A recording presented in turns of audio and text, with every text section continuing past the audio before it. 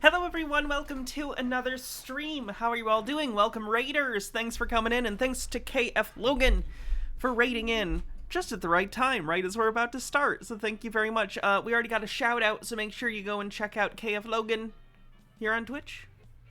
Let's see. Marusama with 45 bits says, holy shit, PSA for everyone, keep your edibles away from your cats.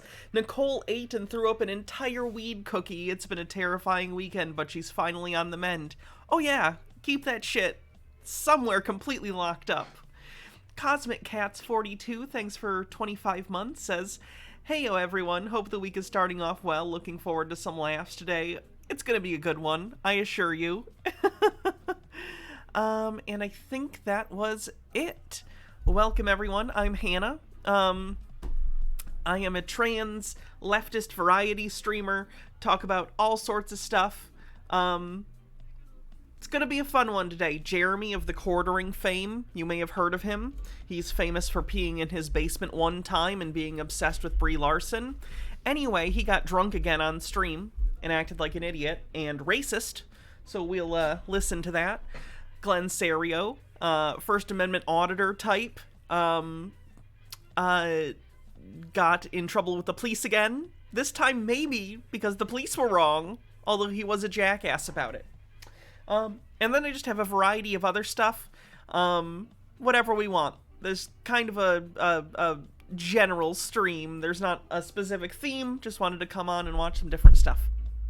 I'm the theme. The theme today is Hannah. And that should be theme enough for us all. Thanks, Holly Hoomst, for the raid. Check out Holly. There's a join thing in the chat. You bought a circuit and you're going mad with power. Is that a pun? You think you're punny? Fuck you.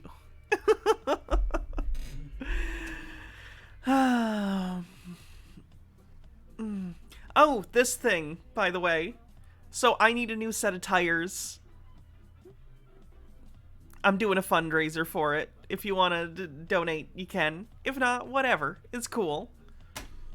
But I figure this is my job anyway, so if you want to feel like you're specifically donating to that instead of vague throwing money in my direction, which often you guys do because you're very generous, you can donate to that with this link.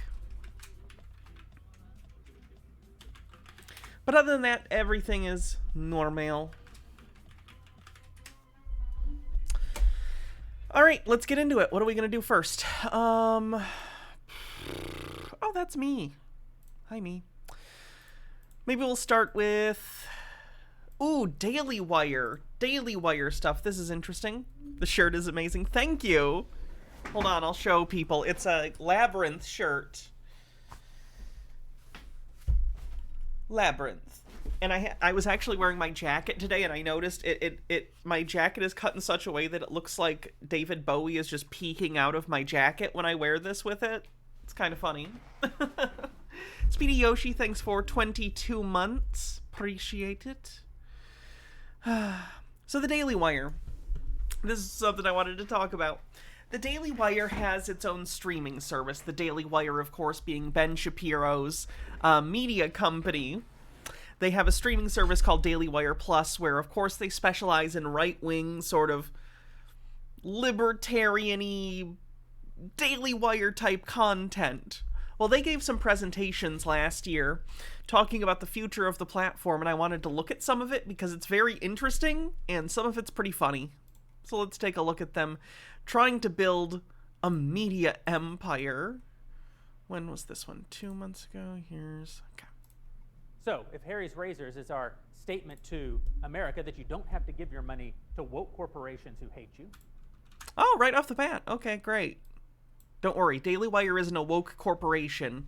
They're a corporation that just constantly talks about things that they think are woke.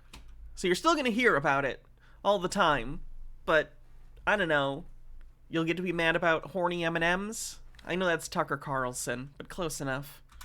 And if the Daily Wire itself historically has been our way of saying to Americans, you don't have to give your money to woke corporate media that obviously hates you.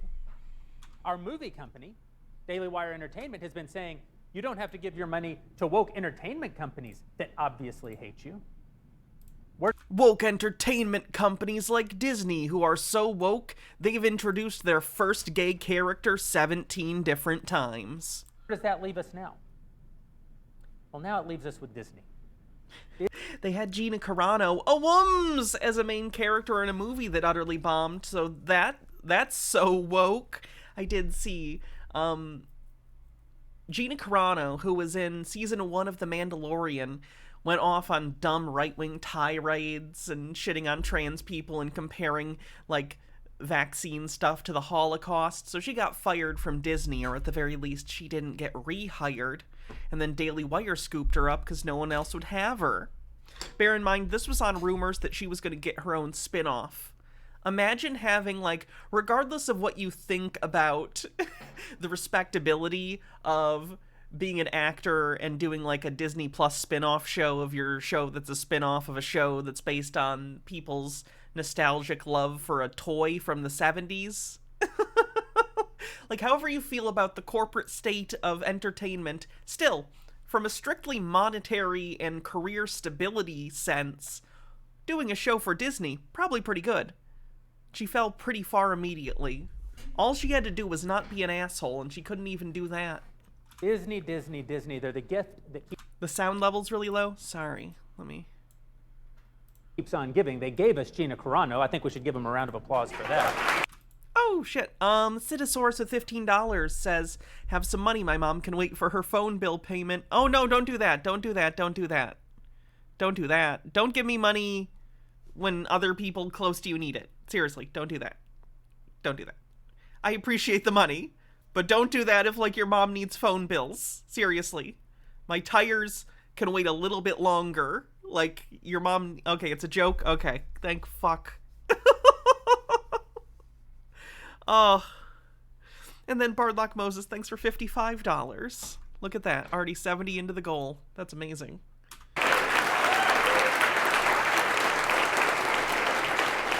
Didn't the right hate her until she got fired? Yeah, and that's the weird thing. I distinctly remember that, like, when she was in the first season of Mandalorian, people like The Quartering and other, you know, anti-woke, quote-unquote, channels that cover Star Wars and stuff were like, oh, she's just this woke, strong female character that has nothing else going for her. Blah, blah, blah, blah.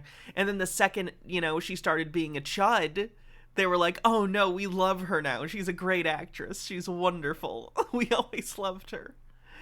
Citisaurus says, didn't mean to give you a heart attack, Hannah. It's okay. I always feel weird about my job. Because I understand that I am providing people, like, entertainment. People watch me. Even if I don't understand why they find it entertaining, I have an audience. So people, you know, give me bits and donations to keep the show running, which is fine and reasonable, but I always feel bad about it. I feel like an e-beggar, and I don't like to do that. I'm very uncomfortable with my job because I feel like I leech off people. It's fucked up. Part of that comes from my inability to recognize my value, though, so that's also a problem.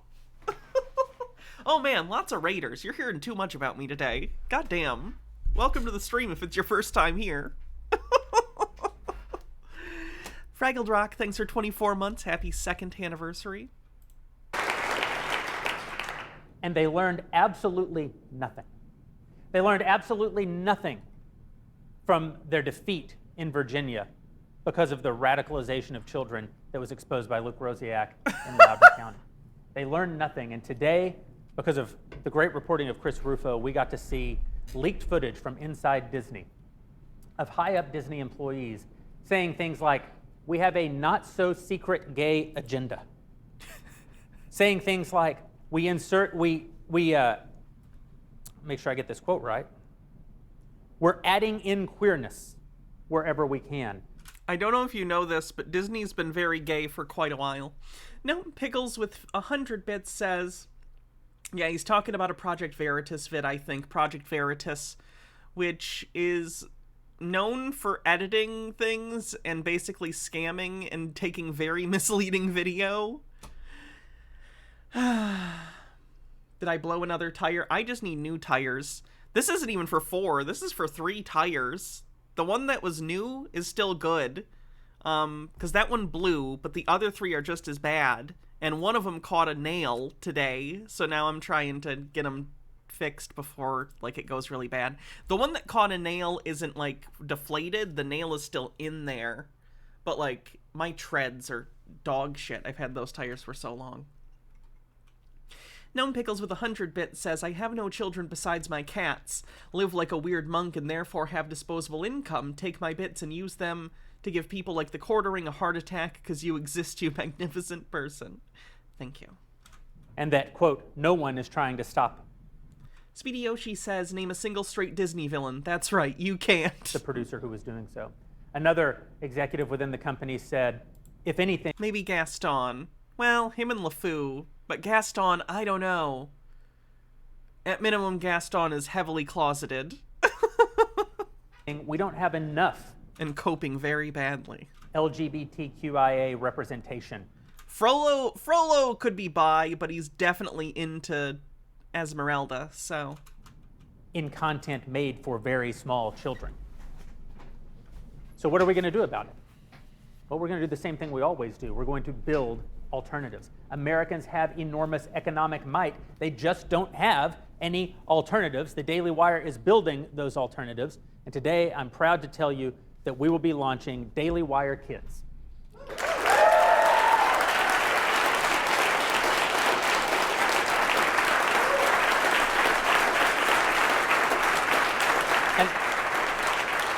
And I want to be clear that DW Kids... What about Bob? Thanks for gifting $10 to the Tire Fund. ...is not... Says, zoom zoom. ...a direct response to the leak tape that we heard from Disney today. We've been working on this for months. Some of you in the room have been a part of it, but we've kept it pretty close. We haven't let most of you in the room know because it just... Gnome, thanks for a $20 donation. Thank you very much. For the tires. Wasn't ready. We wanted a huge announcement, and our plan was to roll out the announcement. You guys are so fucking awesome. Can I just point that out? I set this to have a 1 month, this like thing, to have a 1 month like whatever, and we're already a quarter of the way to it in 20 minutes. You people are so nice and so generous to me and my family, and I love you all parasocially. You have no idea how much I appreciate you guys. In November. Let's get past the politics of... You can't share it, but the cartoon Daily Wire is making had cuck porn at this point. Wait, what? The midterm election. There's the donate link. You're gonna, Evil Dead guy, clarify what you're talking about with the cuck porn. Elections. Let's get past... Hard Luck Moses, thanks for 1,000 bits, kicks off a hype train. Past the Jeremy's Razors launch. Let's get past Terror on the Prairie. Let's get past What is a Woman. Let's get some open runway in front of us, and then let's announce DW Kids. That was the plan. Disney took that plan away from us. Because what they exposed today to the world... Don't feel bad, Image Dark Beast. No one should ever feel bad for not giving me money. I appreciate any time anyone gives me anything. No one owes me anything. It's an incredibly generous gift when people donate anything to me. This is what I'm talking about. The last thing I want is to ever feel like I'm taking things from people. Like, Standard Display Name, thanks for 100 bits. I'm not going to push the hype train, because it already asked so much, for the tire thing. So the hype train's whatever. Obviously, I'm still reading all the bits. I'm just not going to promote shit. It's something that we've known all along. Something that anyone working in the entertainment industry has known for a long time. That they are hell-bent on taking your children away from you. They're really not. They just don't want your kids to be fucking assholes. But what they did today is they exposed it to the whole world. And we want to say there is an alternative coming. We've been working on it for months, which is why I'm proud to tell you that 3 months ago, we hired our first 2 writers under DW Entertainment, Eric Branscombe and Ethan Nicole. Now, these are 2 writers who came to us by way of the Babylon Bee, one of the funniest websites in America today.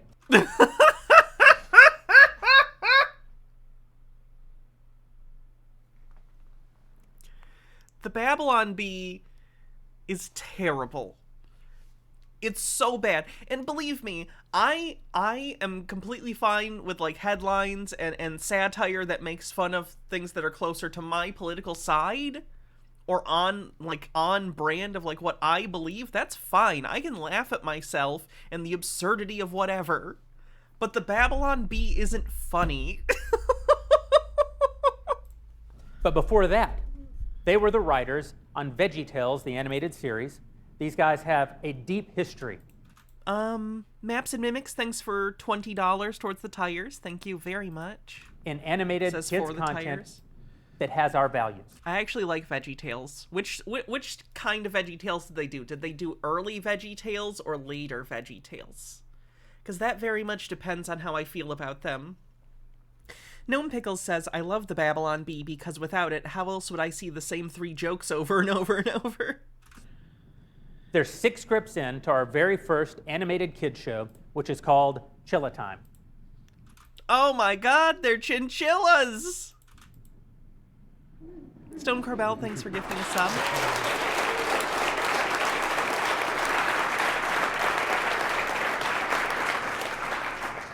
Chilla Time is a family of chinchillas who homeschool their kids.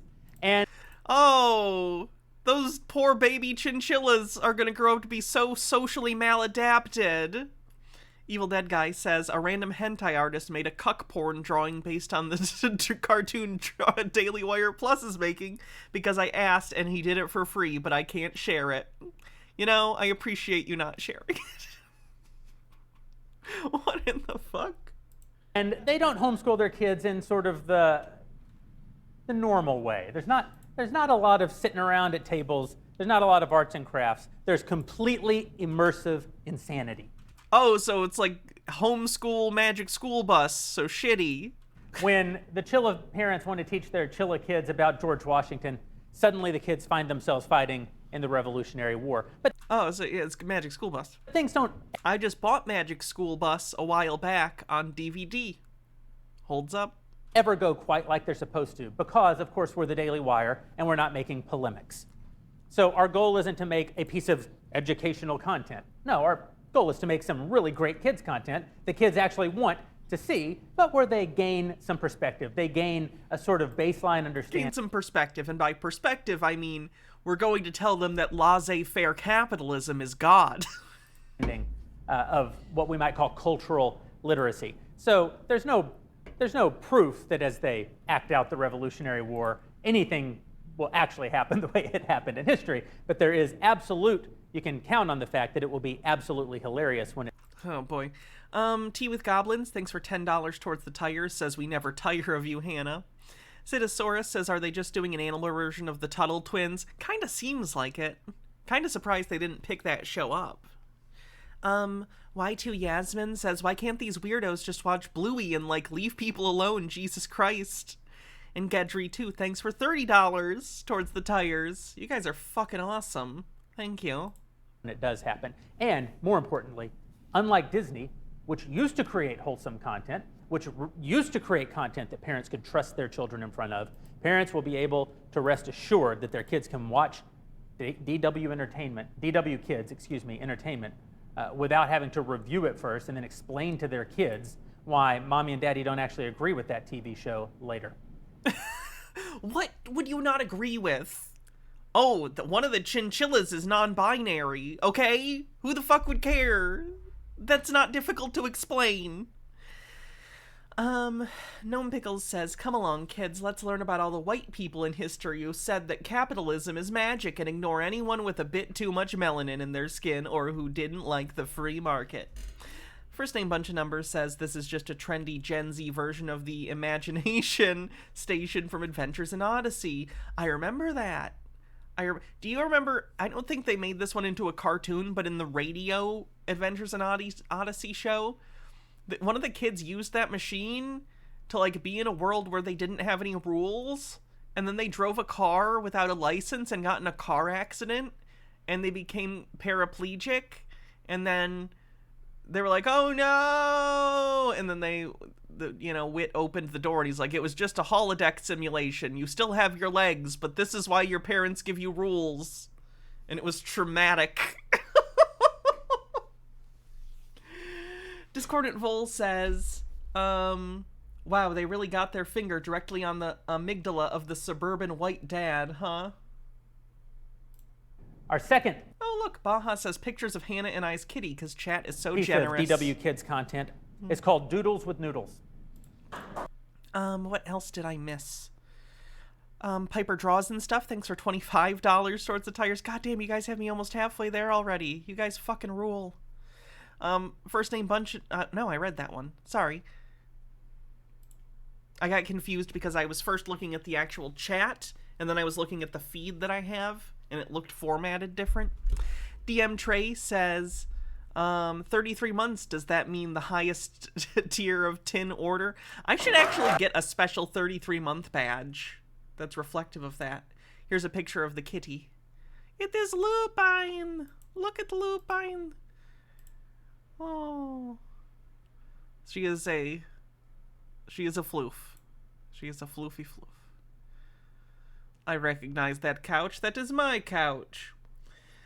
Speedy Yoshi says, I'm sorry, but this art looks like a fake cartoon in the Fairly Odd Parents or something. It's the Crimson Chin.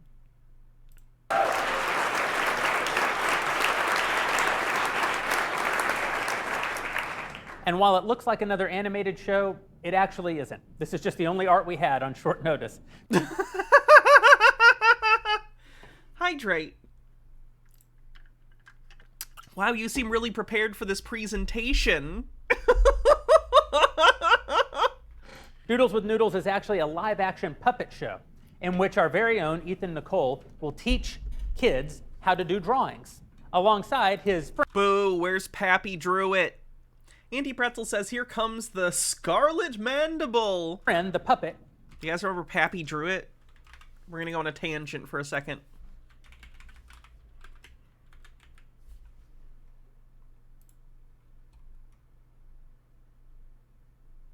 Oh my god, is he still fucking alive?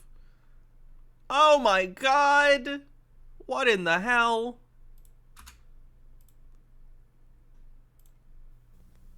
Was he just playing an old man back then? Gnome Pickle says, speaking of kitties, I get my kittens from the foster mom this coming weekend. I'm getting 2 void kitties who are going to be my special needs babies. Oh, babies. Devil Summoner Marie says, as someone who was raised in an evangelical cult, Adventures in Odyssey was a key part of my childhood. We had CD box sets. The church I went to, in their library, lent those out, and that's how I listened to a lot of it, was on their, like, CD box sets. They actually might have been cassette box sets when I got them. They had like 5 seasons dedicated to a plot line about a secular media trying to develop a mind control device that would work through the TV. They also had a movie where a white kid and a black kid went into the imagination station to the Civil War, and the black kid had to be a slave. Fucking yikes. Purple Nickel, thanks for 25 months. Wait, Montana's trying to ban science education? What is this? First name Bunch of Numbers with $20 says, keep your eyes on the donation alerts. You're starting to feel tired. Thank you. Thank you very much. A draft bill by a Montana Republican would ban the teaching of scientific theories in schools. Oh no! Can't teach gravity, guys. Scribe's Creative Workshop presents Pappyland, featuring Pappy Druitt and his pals. Did you ever want to paint? Did you ever want to draw? Did you ever want to recreate anything at all? Well, now you can in Pappyland. That's where we are today, where anything can happen, 'cause Pappy drew it that way. Pappy drew it. He drew Pappyland. And you too can do it when you're in Pappyland. And you too can do it when you're in Pappyland.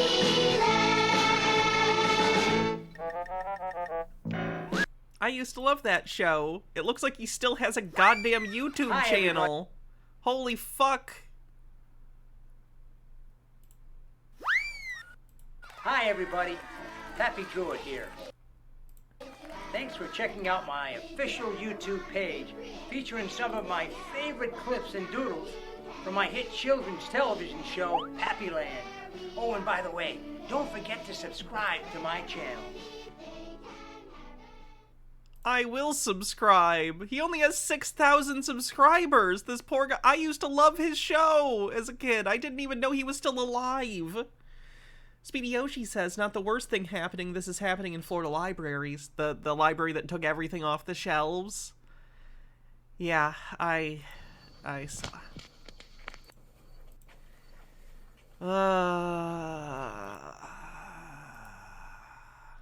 Back to the Daily Wire shit. Noodles. Unfortunately, while Noodles is very eager to participate in the drawing process, his drawings never quite turn out the way that Ethan intends. It's an absolutely hilarious concept, and we'll get to see kids actually learn skills that they don't have, while again also being utterly entertained, which is our first goal with all of our entertainment content. Again, we're not making polemics. You know, we're not making Hillary's Hard Drive Part 3, and we're not making Hillary's Hard Drive Part 3, the animated series for little kids. We're also not making, you know, with our entertainment content, you know, we're not making like conservative Christian content that people really want to see. We're making content that has underlying values that conservative Christians all agree upon. We're probably going to have to review this show when it comes out.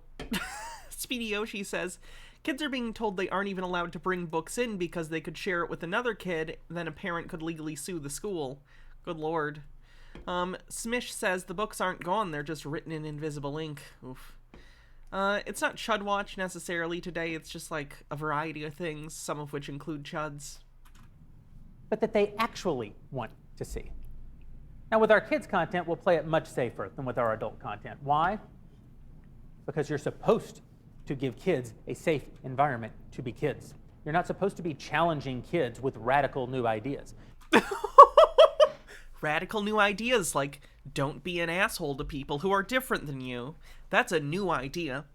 Discordant Vole says, to all interested, the Force Gun in the new Dead Space remake is a portable degloving injury generator. It's great. Ew. Tea with Goblin says, kids can learn to misquote MLK and about why their genitals define the entirety of their identities. You're supposed to be able to trust your kids in a culture. The left has this phrase, they love to use it. It takes a village, they say, to raise a kid. I mean, that's just historically how it's been done. Gnome Pickle says, children don't need to be challenged. I mean, if we encourage children to think for themselves, where would we be? Also, that's not like a left-leaning phrase. That's just an idiom. That's just an idiom in the English language that's been used widely for a long time. Fenekagami with 13 months says 13 months. If that ever meant anything, it should have meant a village is a collection of people who all share common values. It's supposed to mean that any adult can trust their child with any other adult. You can send your kids to school and assume that they're not going to have radical gender and race theories shoved on them. They're not! But we don't live in that village anymore. In fact, the tape that we saw today of those Disney employees was a direct response to a bill passed in Florida. They say it's the Don't Say Gay bill. They say that because they're liars. They say that because they like to frame things up so that people won't use their critical thinking and realize what's actually taking place. The bill in Florida is specifically meant to say that very, very young children, the youngest of the young, the kind of kids who might like doodles with noodles or Chilla Time, probably have a right to go to school and not hear radical gender and race theory. Like what? That sometimes kids have two dads or moms? What the fuck? All right, next video. That was from about 8 months ago. This is from 2 months ago, so this is an update on what they're working on. In 2023, we're going to make our first major step to meet our impossibly ambitious goal, 10 million active subscribers, starting with the launch of DW Kids. Our first 3 kid shows are greenlit and in production as we speak. The first one you all know about, Chip Chilla. Chipchilla is a hugely entertaining show about a family of homeschooling Wait, did they change the name of the show? chinchillas. You've seen some of the early Or am I just misremembering? I feel like the art design changed too. Was I just not paying attention to anything? concept art at our last town hall, but many of you in this It was Chilla time. Okay, I'm not crazy. Okay. room haven't yet seen the finalized characters and sets, and I'm here to show them to you today. The first 12 episodes Oh, is that a Dawson's Creek joke in the corner? I'm sure a kid will get that. Dolphins Creek. have already been written. The first 4 have already been voiced. They're in animation as we speak. The work being done on this show by the people in this room is on a level beyond anything we have ever brought to bear. What is this Go Animate BS? Oh my god, thank you. I used to do those little Go Animate things because they had Star Trek at one point, and I used to make my own little Star Trek animations with it. Speedy Yoshi with 50 bits and a link. These fish committed credit card fraud while playing Pokemon. Was away. On YouTuber Mutakimaru's channel stream, their fish are set up to play video games. However, when the game that was being played suddenly crashed, things quickly went south. The fish, no longer bound by the walls of Pokemon, Oh, did they accidentally buy stuff with the guy's account? began navigating the home screen. And before long, they were able to reveal Mutakimaru's credit card details on stream while purchasing a number of items from the Nintendo eShop. Mutakimaru was not present during this portion of the stream, but did receive notifications of the fish's antics through their email. The lesson of the day: don't leave your streamer fish unattended.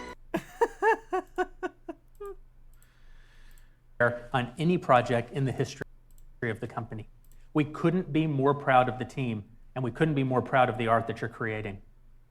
But what virtually no one in this room knows is that we booked our entire cast as well. Oh boy, here we go, here we go. Guess who's in the show? Guess who's in the Chinchilla show, everyone?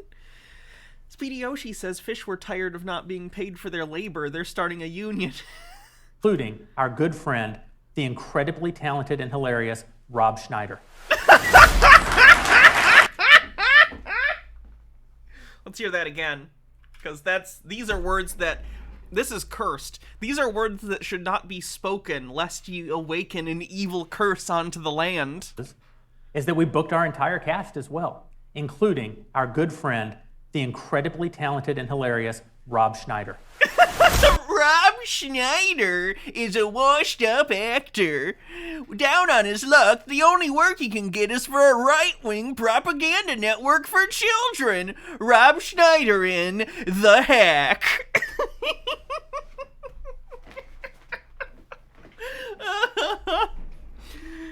Smish says, that has to have been a fascinating call to the bank. I didn't make those purchases. My fish did. Oh, beautiful. Friend, the incredibly talented and hilarious Rob Schneider. A man whose entire resume should say, friend of Adam Sandler. Special skills include racist accents? Gnome Pickles says, to quote a terrible person, that is not my world.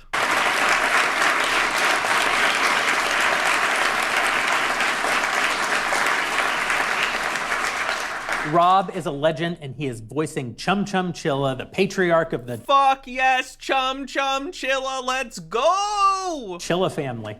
I want to be clear. This is not edutainment. We're not here to teach the kids and the guys. This is the fact that they keep hammering this point home, like this isn't propaganda, this isn't propaganda, this isn't ideologically driven. When I watch this is gonna be the most like ham-fisted bullshit ever, isn't it? It's gonna, every episode is gonna be like, free market capitalism is the best thing ever, and workers' rights are a fucking crime. It's gonna be so bad. Eyes of entertainment. This is entertainment with a capital E. Rob Schneider is a true entertainer. The writers and producers of this show are top Hollywood talent. Your kids are going to love it. You're going to love it. It's going to change everything. Our second show, you've also heard a little bit about before, but I want to show you some of the first sketches and concept art. Zoodles is a fun-loving puppet monster, and he doesn't take direction particularly well. In the Zoodle show, our old pal Zoodles will take art lessons alongside real kids. But Zoodles... At least in the design sense, I don't know what the final puppet will look like, but I'm guessing it's supposed to kind of look like his head's the tip of a paintbrush. Which, in terms of design for a puppet on a show about art, at least they're thinking it through a little. Well, I definitely have to see the final puppet to determine the quality of this design. Probably won't get it quite right. The show is outrageously funny, and it's going to premiere right alongside Chip Chilla. Gnome Pickles says good of them to make the head look like it's already on fire so you know where it belongs. And it's going to premiere in I should add this to the stack. Matt Walsh's angry adults are buying toys. You probably don't need... Sure. Oh my god, what's wrong with his voice?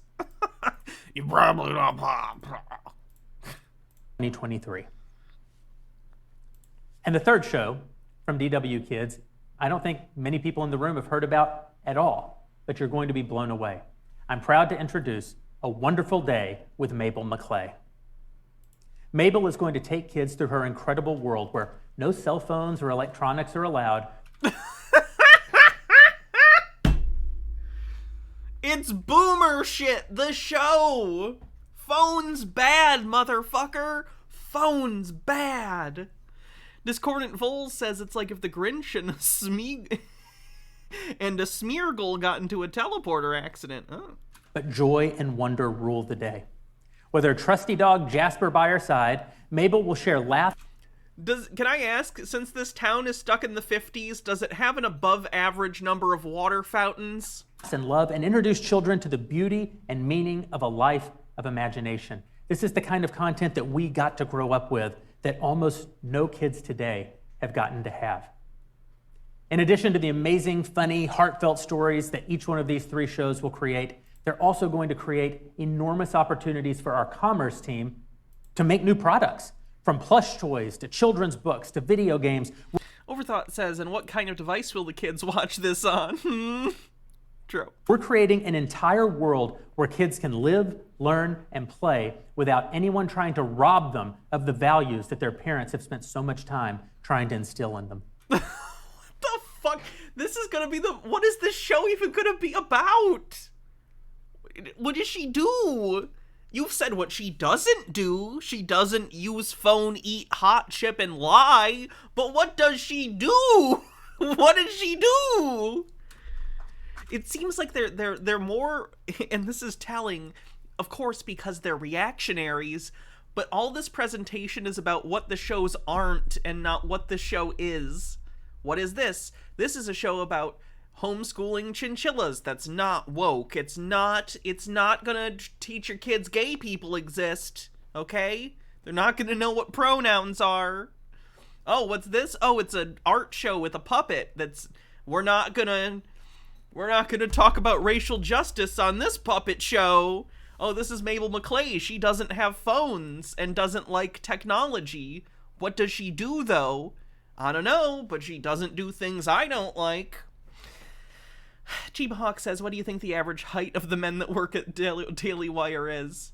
I don't know. Do you think Ben Shapiro hires shorter people so he looks taller?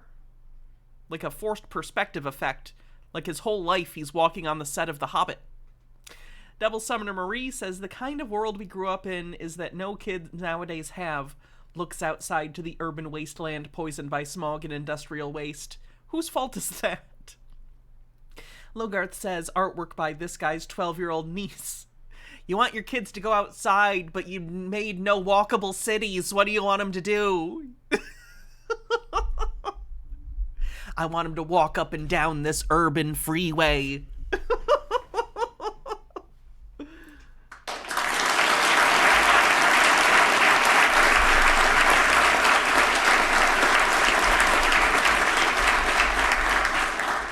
And this is just the beginning for DW Kids. You know that we've brought in enormous talent. Talent who cut their teeth at places like Disney and DreamWorks to be a part of this. More talent is being recruited as we speak. More shows are in development as we speak, and we are on track to meet. For the record, Gina Carano is also Disney talent, and look how that worked out. Overthought says, can't wait for the special episode when we meet Mabel's uncle, the Unabomber. our goal of $100 million of initial investment into kids' content in what we believe will be a 100-year enterprise to create content that kids love and parents can actually trust. If the Daily Wire exists in 100 years, please dig up my corpse and just whatever's left of it, just pulverize it and shoot it into the sun. Killjoy says, as someone who spends time with my niece and nephew, 3 and 4, the types of messaging at the age group would get as incredibly vague, like how someone is different, but they still deserve love and friendship. It's nothing. Oh, I know. I've seen kids' shows. Gnome Pickle says, a child forced to watch DW Kids. Mommy, I don't like this. Can I go watch Peppa Pig instead? I don't like your cartoons. Smish says, how much do you want to bet that literally all of these people are thinking about the good old days of Mr. Rogers' Neighborhood, but then are just legit ignoring how progressive Mr. Rogers really was? It's true. The pool episode where he gets in the pool with the guy who's black, and this was at a time when segregation was still a thing. Oh, he pissed off some racists. It was beautiful. Profane Priestess says, we recruited talent from Disney and DreamWorks for this, but I thought mainstream art entertainment was bad.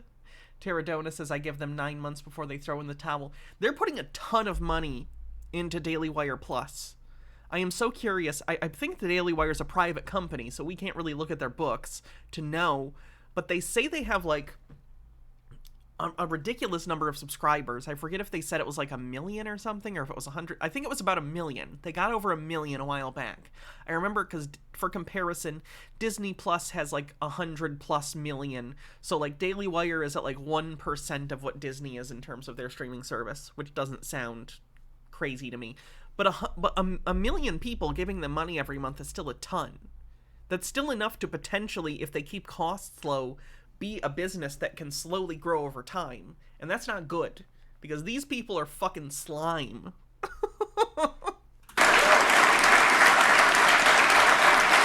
In 2020, yeah, they were going to throw $50 million at Crowder. You're right. That was the whole Steven Crowder, Ben Shapiro beef that happened recently. Yeah, like they're just throwing money all over the place. 23.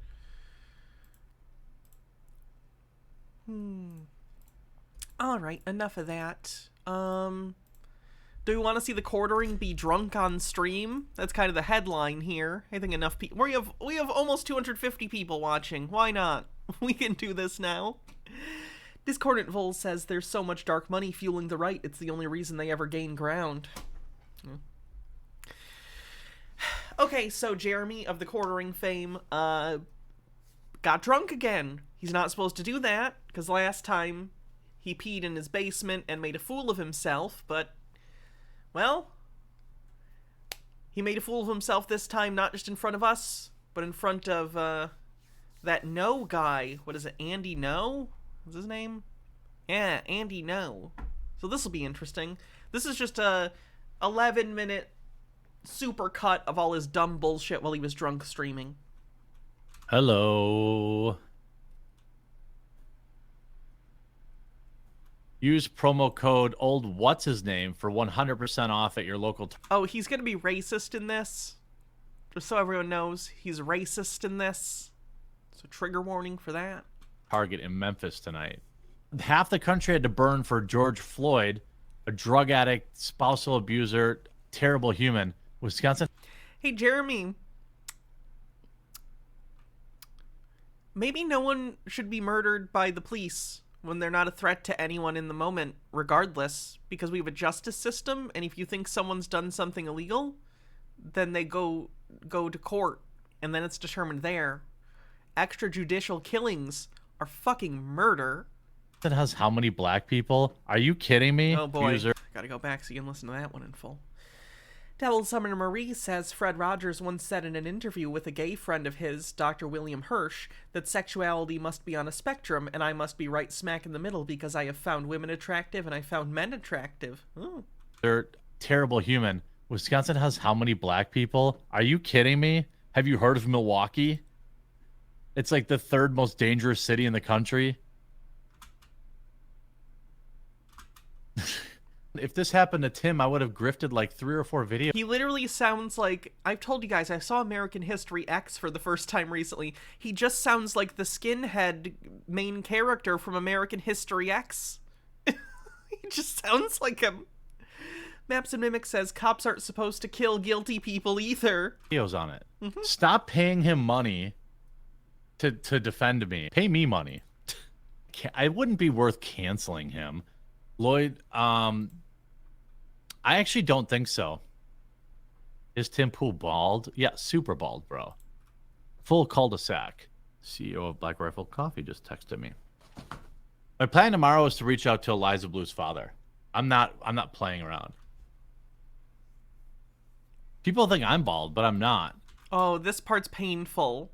This part's painful. I want to be clear. Hey, Jeremy, this was your choice, not mine. Let me be clear. People go bald. People go bald. People lose hair. People's hairlines go up. That's fine. My hairline's higher than I would like it to be. It's one of the reasons I have bangs, and sometimes they're not covered all the way, but it is what it is, you know? I'm not in denial about these things. I think it's the denial that's the cringe, you know? It's fine. People go bald. Happens all the time. But don't lie about it. Look, you know, like, I'm not bald, you know? Like, it's, you know, I mean... Dip your head I down. mean, I don't know. I mean, here's the thing about Nicole. She must be one heck of a lay. So sometimes if you walk around all day thinking everyone else is the asshole, sometimes maybe that's just you. Yeah, I just, you know, like, I don't really give a crap about a lot of these, like, e-hoes. E-whores. Last time I tried to quick pee on stream, it's followed me around forever. But what I'm... Don't pee on the floor! Profane Priestess says, speaking of Rogers, a month or so back, TERFs were trying to appropriate a song Rogers wrote about girls growing up to be women, and I tell ya, as a trans woman who grew up on Rogers, I saw fucking red. How dare they try to claim such a kind, gentle man for their side? Mr. Rogers is probably the only person who was, you know, around during, like, the 70s, you know? That was what, I mean, obviously he was around before that, but, like, that's what he's very famous from, is the 70s and 80s were kind of the heyday of Mr. Rogers, though he did it through the 2000s, close to his death, actually. I don't think Mr. Rogers would necessarily understand being transgender initially, but you know what I do know about the man? Is that if he were suddenly alive and teleported and he was sat down next to me and I got like 20 minutes to talk to him and explain it to him, he would be accepting of it. He fucking would. He might not understand it, and that's fine. You don't necessarily have to understand it. You just have to accept it and love people for who they are and respect people in their identity, and I think he would understand that. So anyone using Mr. Rogers to push any kind of message of, like, hatred is so gross. What I'd probably do is just run downstairs and make myself a beverage. Yeah, get more drunk, Jeremy. That'll go well. Well, Sydney says I can't drunk stream, and she's my boss, so... Is Sydney his wife? Is he mad at his wife again, so he's getting drunk in his basement? Oh, I'm gonna come, Paul. Stupid Sydney told me I can't drink on stream anymore. Ludo sad. Okay, grabbing a refill. Dance, magic dance, magic dance. Relevant shirt. H. Baird says, the man who played Officer Clemens was also gay. Apparently Mr. Rogers suggested he was wearing women's clothing to feel better. He try wearing women's clothing to feel better. Good people are good people regardless of era. Yeah. Magic dance. Where are you? I love that song. Dance magic, dance magic, dance. Landy. Don't drink and stream, people. Don't do it. Kick him in the nards. Wolfman doesn't have any nards. Monster Squad. So let's go here. Go here. holy shit, Andy would be looking good. You add a lot more legitimacy to the stream. So a number of years ago, the Bundy family, do you remember when they like took over? He scored 4 touchdowns in one game. Did you know that, Andy? I know you're not going to get that reference. I don't. Sorry. Yeah. I'm talking. Al Bundy once scored 4 touchdowns in one football game. Why are you making... What is this circumstantial speech? You're just randomly fucking talking about Married with Children? What are you doing? Pokai rules. It's from He's so goddamn drunk. Married with Children, which is before your time, but whatever. Oh, I'm not referring to that. I'm very literal. You're in the That- zone. that- I know that makes you're me in a the good zone. It's not journalist. liberal conservative. It's like an old show. Literal. He said literal. Literal. Yeah, I'm yeah, literal. yeah. Oh, literal. Yes, you are literal. Yeah. That's a fact too. And they're not just liberal. They're far left. Cory Bush and Talib, who's married to her cousin or something like that. I don't know, but like, there's some people who talk about that. In and Out also says, by the way, thanks for your work, Andy. You have bigger balls than anyone in the media.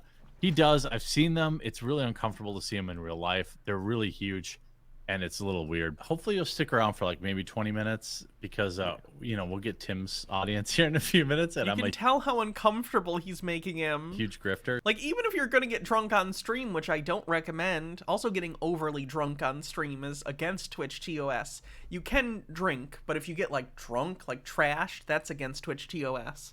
Because it's basically modeling destructive behavior for viewers. But, like, don't do an interview. Definitely don't interview someone while drunk. So, remember, I don't know if you remember the woman famously known as Moldy Locks. She was a woman with dreadlocks who was famously like just punched out by a guy. And there was a family that drove in. A black girl was shot dead by some black men there. And this just kind of illustrates report on that, Andy. it illustrates the tragedy. I recognize that like my struggle is not their struggle.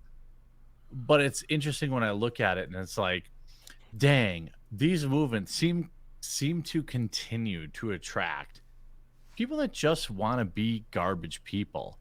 Yeah, I think it's a suspicious timing. As an average white guy, it's not great footage. Get a drink, dude. I have I'm from here. Thank you. Okay, take a drink. Ugh. Like I don't give a shit. Drunk people because- telling non-drunk people to drink more always makes me so uncomfortable. I say this as an alcoholic who hasn't drank in quite a while. Ugh. Whatever. Like I don't play this tribalism stuff.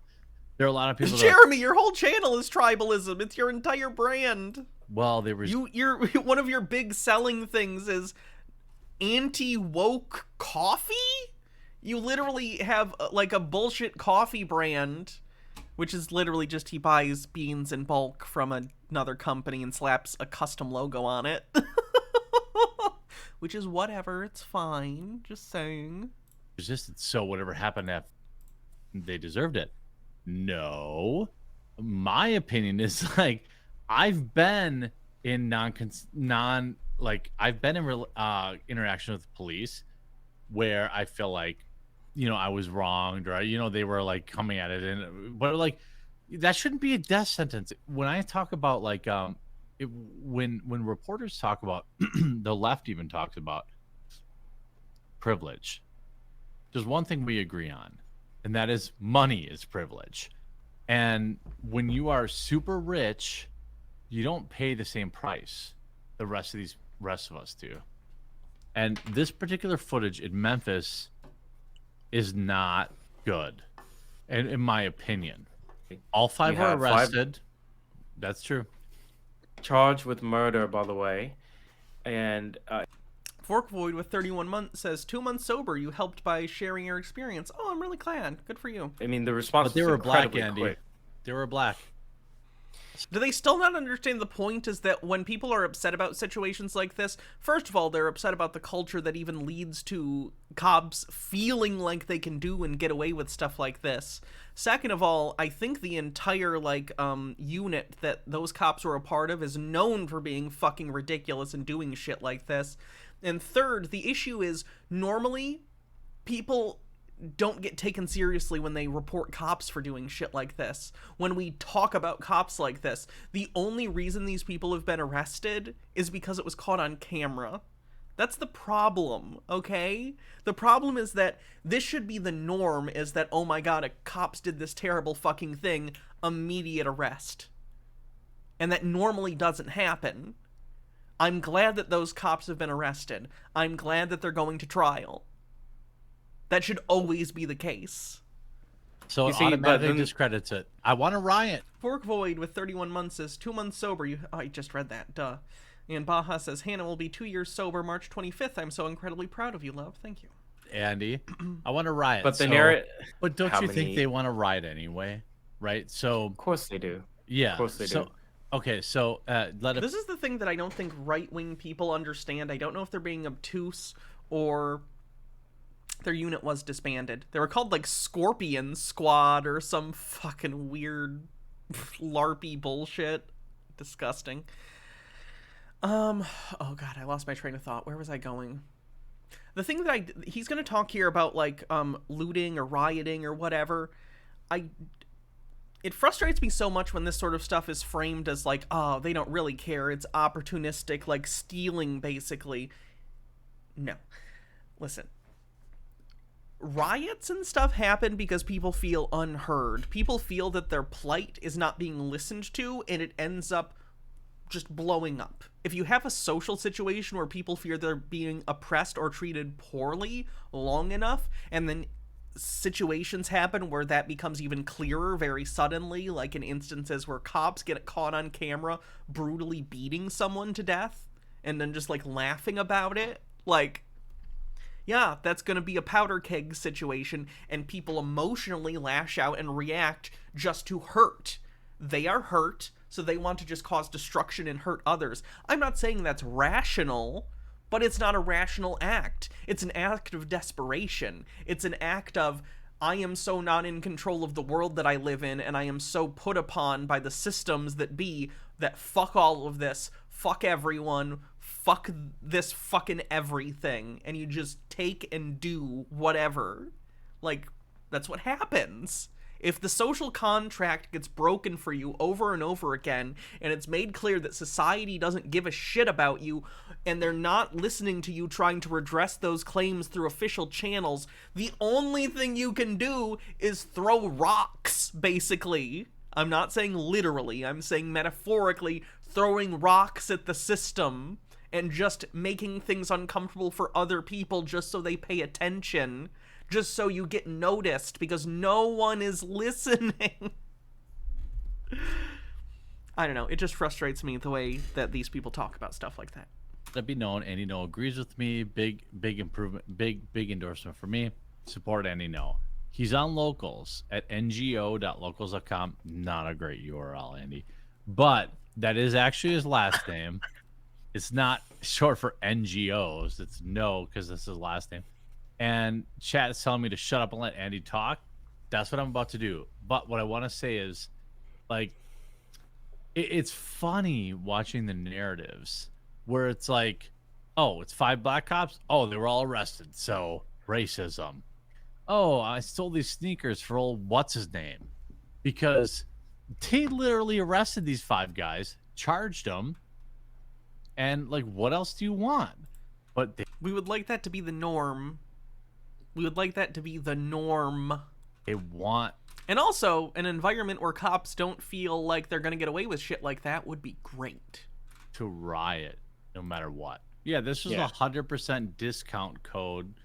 You know, it was 100% discount code, whatever.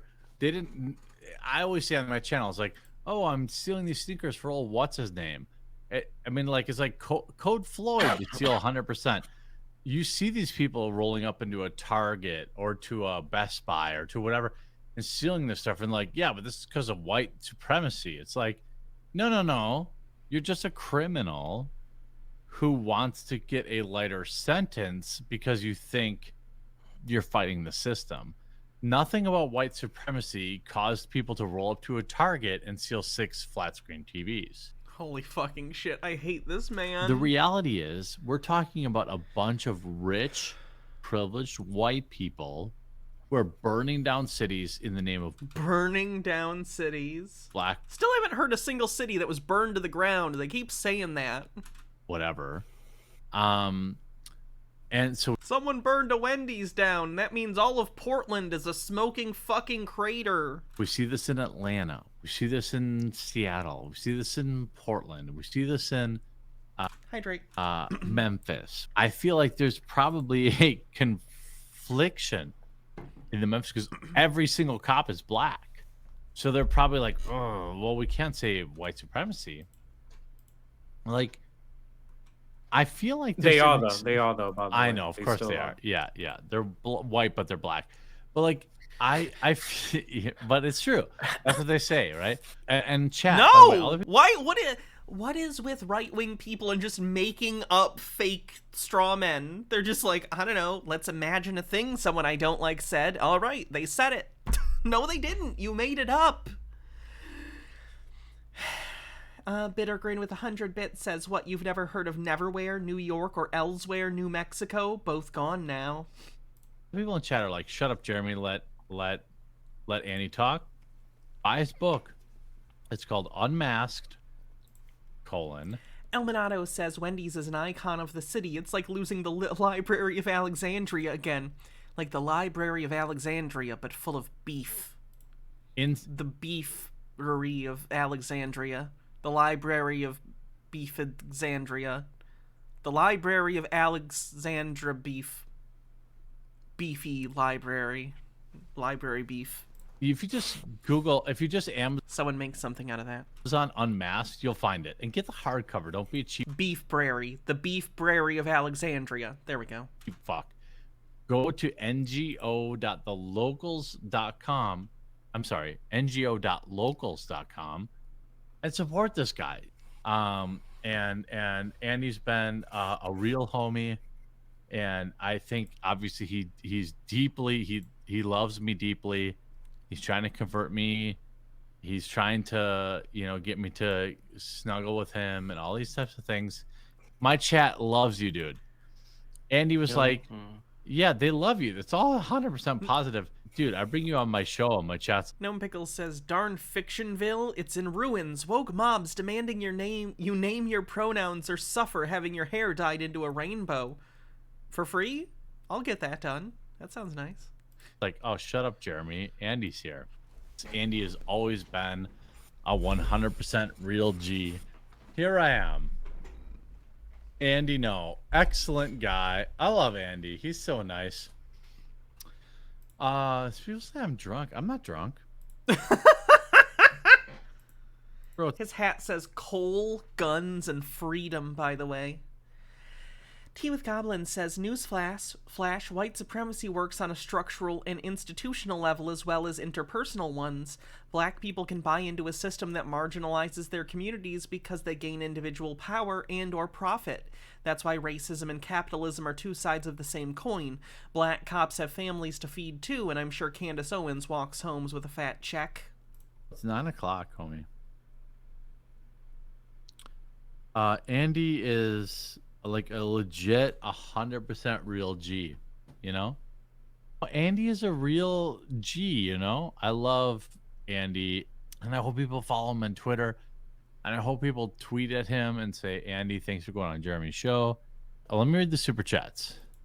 Harry Toe 1 says, you couldn't show respect and be sober when talking to Andy. No, fucking relax.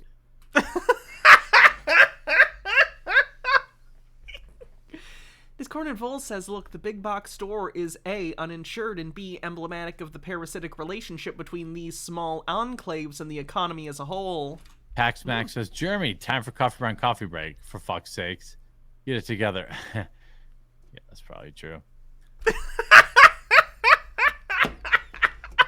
Watching Jeremy self-destruct on stream shouldn't be as fun as it is. I'm terrible. I'm a terrible person. Shane D says, I know the national pastime of Wisconsin is drinking. Bro, it's Friday night. It's 9 o'clock. Get off my dicks, It's 9! He'll be passed out by 9:45.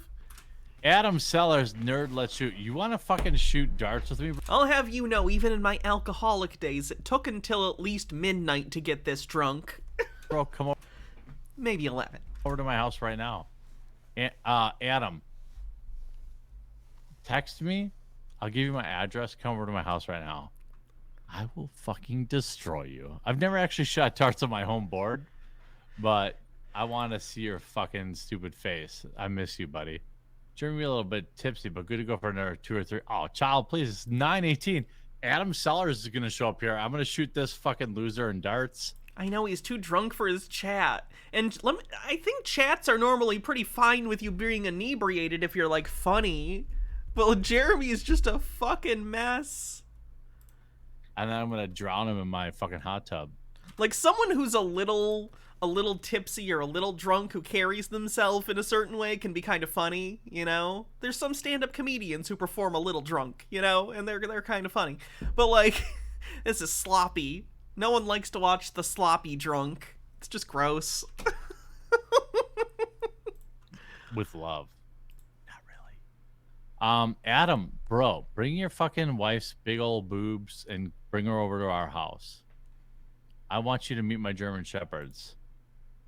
Adam knows. Adam has my number. He's super chatted. That's why he's a real G. Yeah. Adam Sellers, it's 9:20. I think you could be to my house by 10. I want to see your wife's big old boobs at my house in the hot tub. Hot tub's toasty, ready for you, bud. What the fuck? So that's what Jeremy's been up to. He's doing great.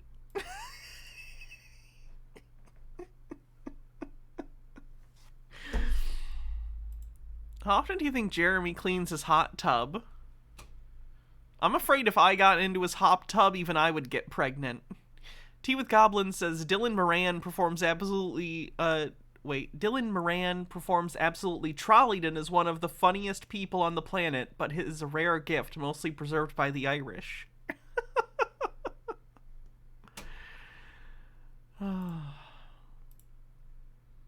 Don't get in the court the ring soup. How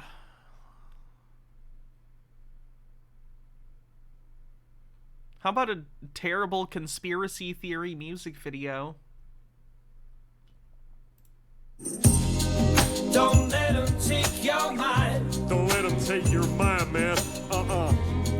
Don't let them tell you that you are not divine. Don't let them do it, no.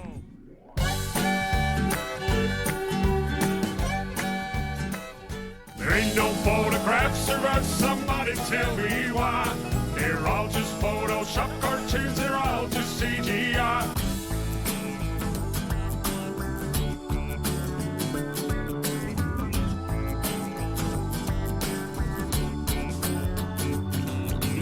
All y'all watching is a puppet show, yeah. This is just a compilation.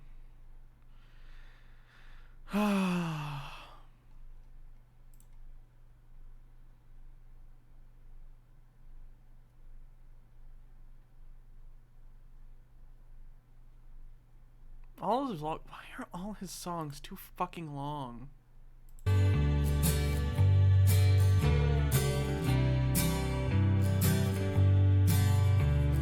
You ever tried to talk to people about NASA? Huh. Well, I'm banging your head on a brick wall, right? Well, this Today's theme is apparently accidentally alcoholism. song is all about that. Sometimes it's best just to keep your mouth shut, right? And don't talk about NASA at all. Listen up. When I started talking about NASA, I lost all my friends. So I don't want to talk about NASA ever again. My friends don't understand me, and I wish they would. I tried to tell them about NASA, but it don't do no good. No, I don't want to talk about Nasser ever again. You heard about the channel masculinity theory? No? You have a link? 'Cause every time I talk about Nasser, I lose another one of my friends. Yeah, every time I open my stupid mouth, something about Nasser comes flying out. No, I ain't gonna talk about Nasser again.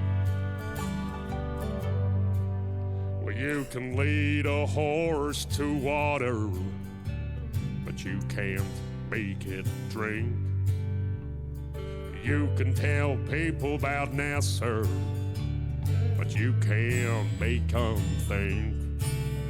Well, they look at me and they roll their eyes, and they shake their head, 'cause they believe the papers and the TV instead. No, I don't want to talk about Nasser. Chiba Hawk says, do you want to hear him say do the Humpty Hump too? Yeah. Alright, I think we get this.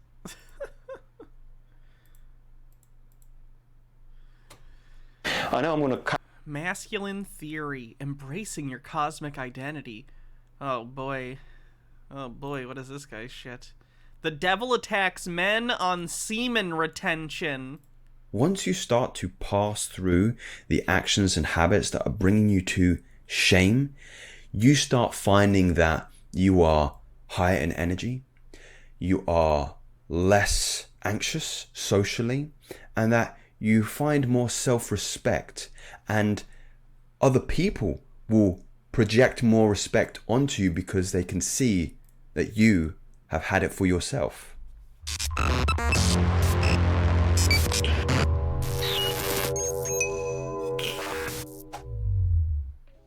Presence of the devil in your life is only made known to you if you are on your mission and on your purpose. The devil in this way is a very simple entity. If you find yourself ensconced in the practices of sin on a daily basis, then you will rarely feel his pull. This is largely due to the fact that his work is already done. The priority of the devil in this way is to keep an individual in his lower quality emotions, and the best way to understand this is through David Hawkinson's Isn't it wild that there are adult people walking around that think that Satan is a real thing that exists? These are adults, and they think that the devil is real. consciousness scale. You can see that the individual is vibrating around apathy, shame, guilt. Oh, this chart's nonsense. This chart is absolute fucking nonsense. Depression are already in a certain type of hell. They are already breaking bread with the devil himself. At this point, it's important for me to highlight Like an emotional reverse funnel system. the fact that the notion of a heaven and a hell don't exist You feel Satan every night? Bad Dragon doesn't count. physically, but rather psychologically, mentally. In Luke, Christ was asked by the Pharisees when the kingdom of God will come, and this is what he answered. The kingdom of God is not coming in the ways that can be observed, nor will they say, look, The kingdom of God is not coming, and neither is this guy. here it is, or there. For behold, the kingdom of God is in the midst of you. In the same way, Thanks, Yenzo, for the link. you can draw parallels to hell. That hell and heaven are simply a state of mind. So what are the effects If of it wasn't TOS, we would do a stream where we just look at the Bad Dragon website and talk about all their products, because I think it would be hilarious. But unfortunately, that's very TOS breaking, so we cannot do that. sexual energy and consciousness? Gnome Pickle says, okay, great. Kingdom of God, yada yada. Why is that horse mask in your in your background on a post, guy? So we've already established that the devil has no means to pursue an individual already in hell, but he has Patreon only stream. I still think that would be. I do the patron only streams on YouTube, which next month we got to do like a whole month of them. We got to do like one every week. I think on YouTube, I think it would still be TOS breaking. I'm not sure though. Logarth says the Bad Dragon website would lead to some very deep and penetrating conversations. As every mean to pursue an individual who is trying to escape it. In a consciousness and emotional sense, those who find themselves more frequently climbing that ladder of Dawkinson's scale, more frequently attacked, more frequently assaulted by some of his agents. I can come on the new stream you're setting up soon. Is that on a website that allows that kind of thing? It's not TOS for that website? Oh, that'd be kind of funny. That might be fun. That would seek to bring him back into those lower quality emotions, those shame, apathy, grief, guilt. Now, for an individual that starts to go on this journey of semen retention and nofap, or essentially just come, it's fine. Just come, it's fine. Starting to get out of these habits and actions that are having such a depressive quality. Bad Dragon has a YouTube channel? Maybe it's fine then. I don't know. I'll look into it. On his emotional health, they very, very quickly rise up the scale. Most specifically, those who are mitigating... You didn't miss Glenn yet, no. ...the emotion of shame in their lives. When you stop feeling shame more frequently for going to visit some of those dirty websites, you have a huge influx of emotional energy, because that... I don't know if this guy knows this, but most people don't inherently feel shame from viewing things like pornography. I don't think I've felt shame from anything involving like pornography or masturbation since like middle school, because a lot of that was like religious teachings that got, crammed into my head, and then I got over it. Like, you shouldn't be feeling shame from your sexual experiences, and if you are, you should probably try and figure out why that is. That's not typical and not healthy. Sky Comet says, almost like your body is saying, I have needs. You're an idiot that's suffering for no reason. That is the lowest. Like, I'm sure your stomach growls when you're hungry, too. You're not, like, better for not eating.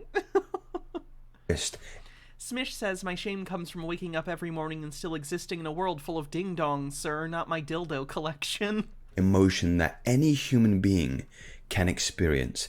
There is nothing lower than experiencing shame in your life.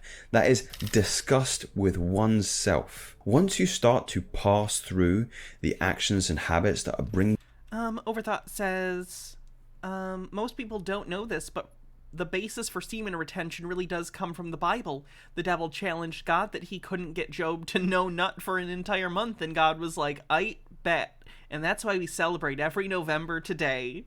That's a beautiful story, and it's very true. You too. Discordant Vol says people feel shame because of people like this guy. Self-fulfilling prophecy. Shame. You start finding that you are higher in energy. You are less anxious socially, and that you find more self-respect, and other people will project more respect onto you. I assure you, sir, your social anxiety isn't because you have... He's effectively saying the solution to your social anxiety is to have more cum in you. I really need to think about my phrasing before things come out of my mouth. Because they can see that you have had it for yourself. It is this degenerative behavior that starts to negate some of the higher quality positive emotions that we as human beings deeply need and seek in our lives. Of course, needless to say, it's hard to feel good about yourself if you're rubbing something out to a promiscuous and dirty video. And, shame is certainly something that you can leave behind once you leave those videos behind. An individual might find themselves moving consciously away from this lifestyle, very quickly move up from something like shame to pride, having a lot of maybe a little bit egotistical pride, in the sense that they have foregone this particular degenerative habit while other people are still stuck in those lower quality emotions. But even further, we want to get him to courage. Courage is the changing point in your emotional reflection of yourself, and then you can get... Bittergrin says, I'm only speaking for myself, but being uncomfortably horny would make me more anxious, not less. Agreed. Get to neutrality, and then peace, and enlightenment, and joy, and love, and so on and so on. You could say with a high degree of accuracy that an individual who is becoming more whole, vibrating at a higher level emotionally, that has... Okay. I'm gonna save this guy for... I know I'm gonna catch... Is this more of a chud or a conspiracy person? He's kind of both. We'll say chud. Oh,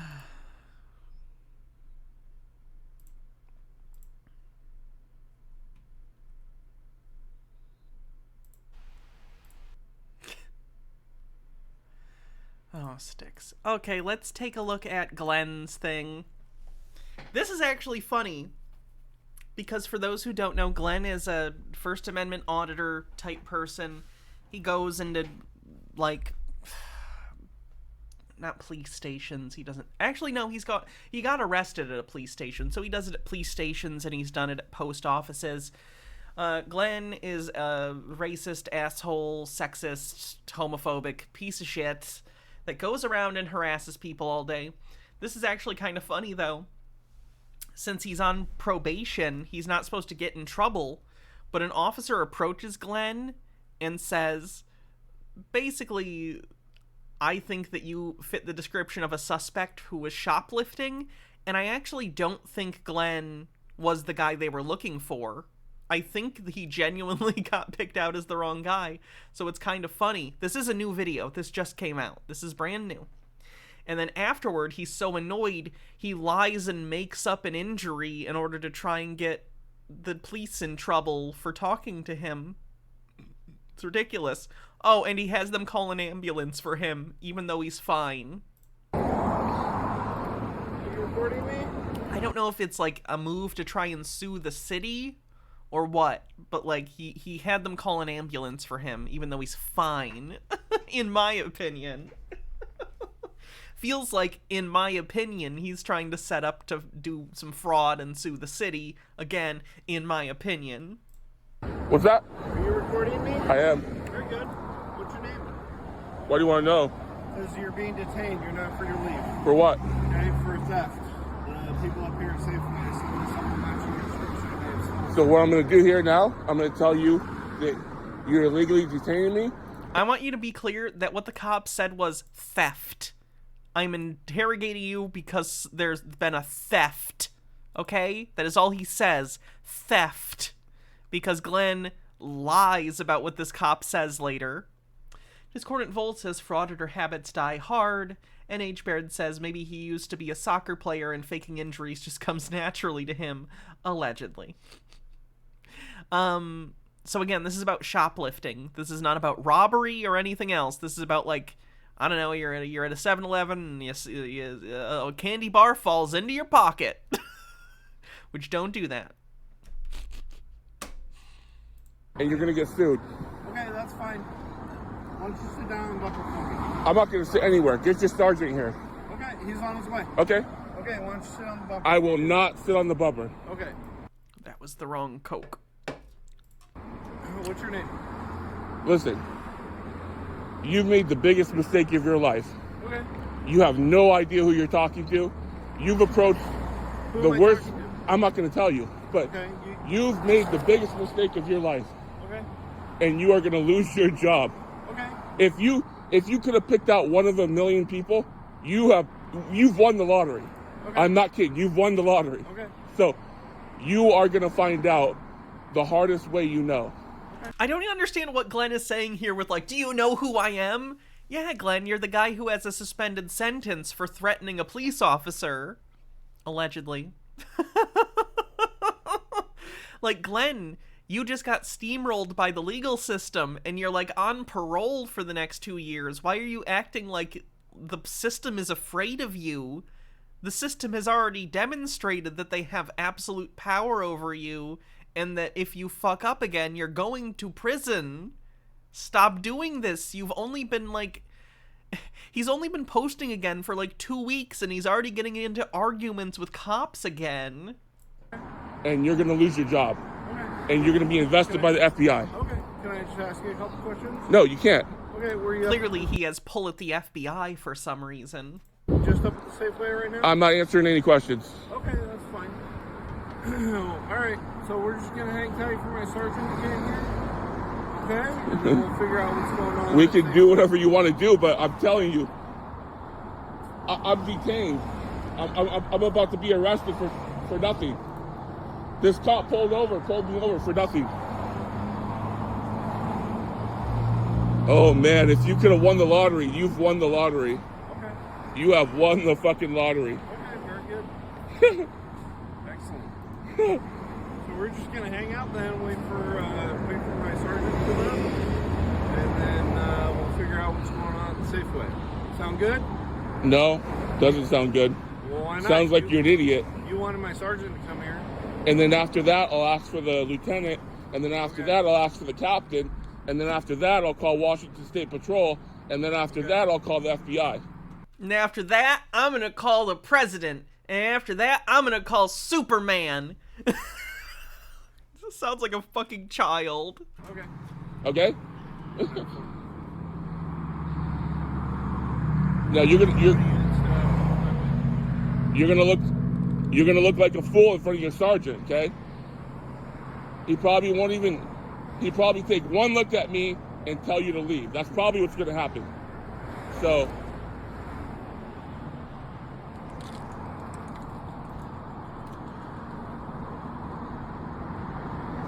where's your body cam?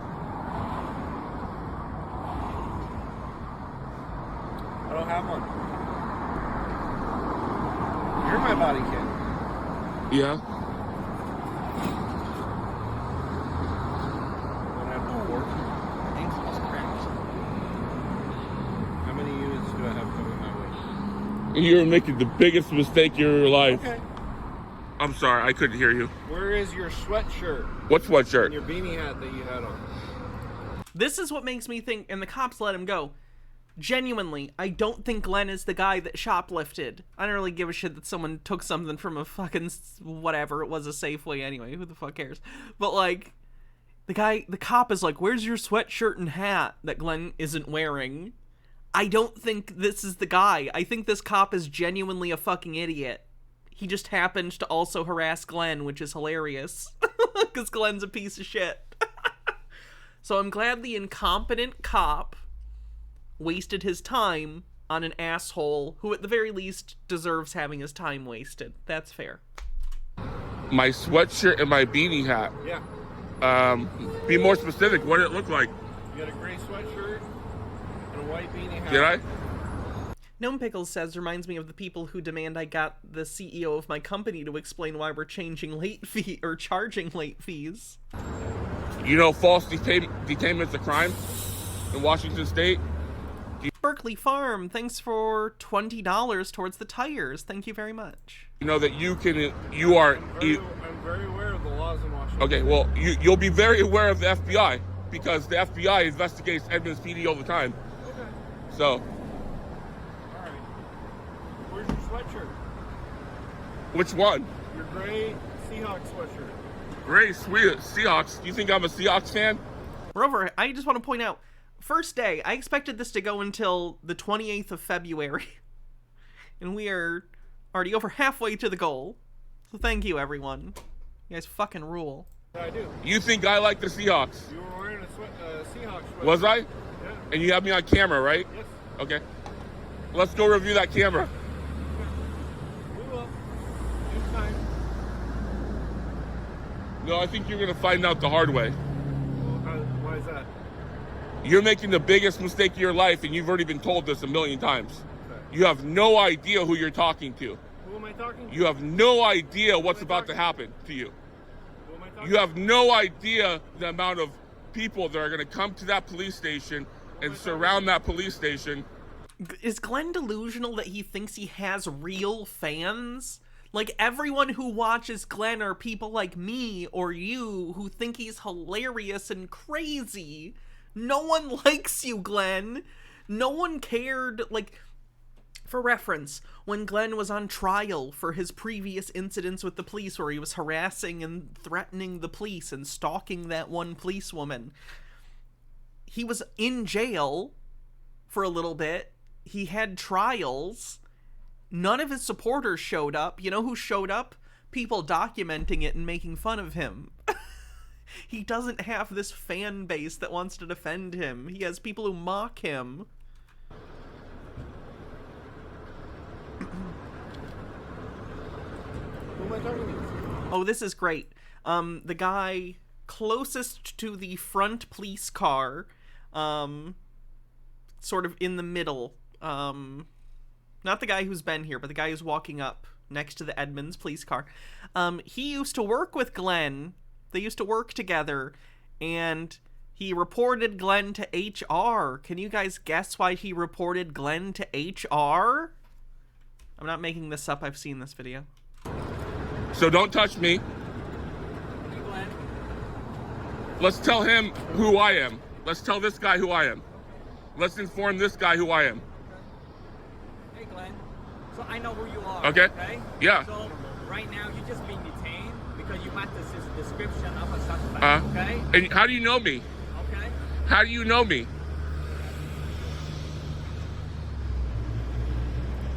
It's racism, by the way. The answer was racism. Apparently he's talked to you before. Apparently you've made the biggest mistake of your life, and this guy, he's already acknowledging that.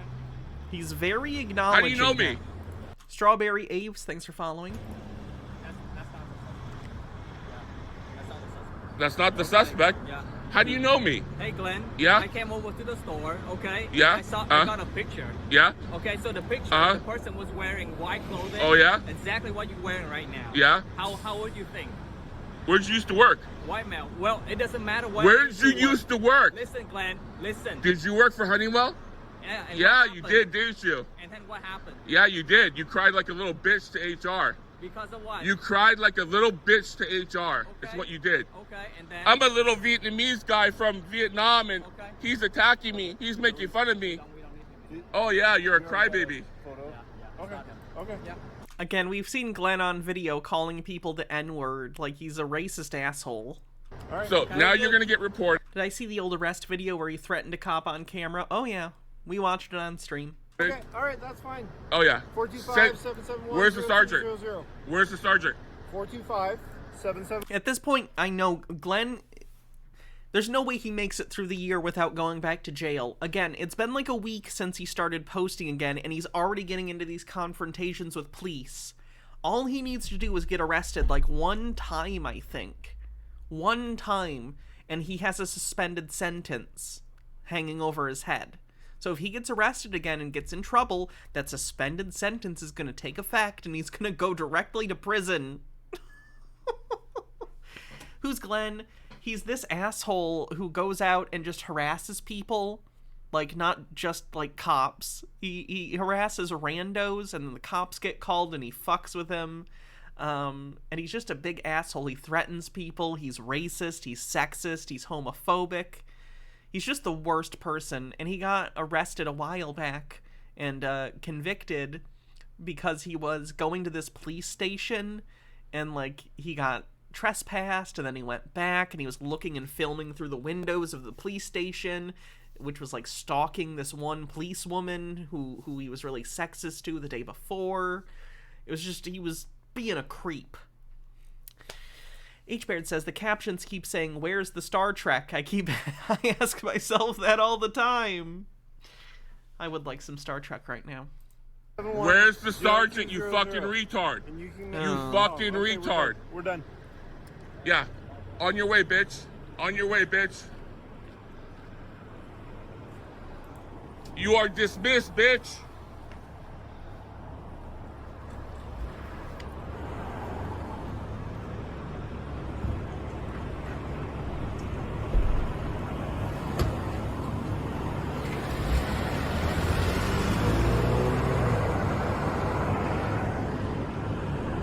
Okay, now I want you to look.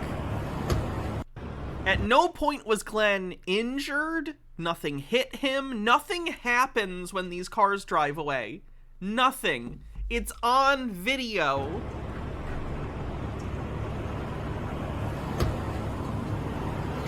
Discordant Vol says it's like, tell he bastard children of the Furies. Slowly drives away, speeds up as they get past Glenn. That's all that happens, okay? Did anyone see anything that could be construed in any way that Glenn has been injured?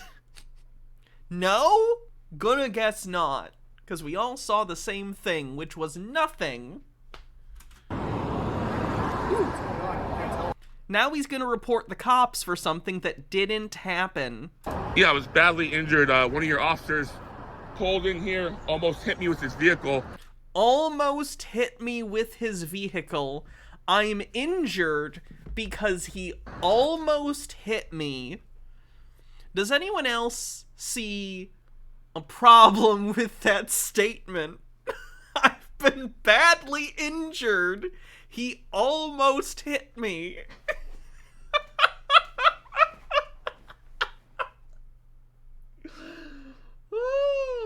Accused me of robbery 1 with deadly weapon. Robbery 1 with a deadly weapon. He's lying already. Glenn, at no point did anyone mention robbery, much less felony robbery 1. He was talking about shoplifting, which is a misdemeanor, I think. Hydrate. Maybe he's talking on the Planck scale. Like he's just making shit up. He's lying about things on video we saw happen 6 minutes ago.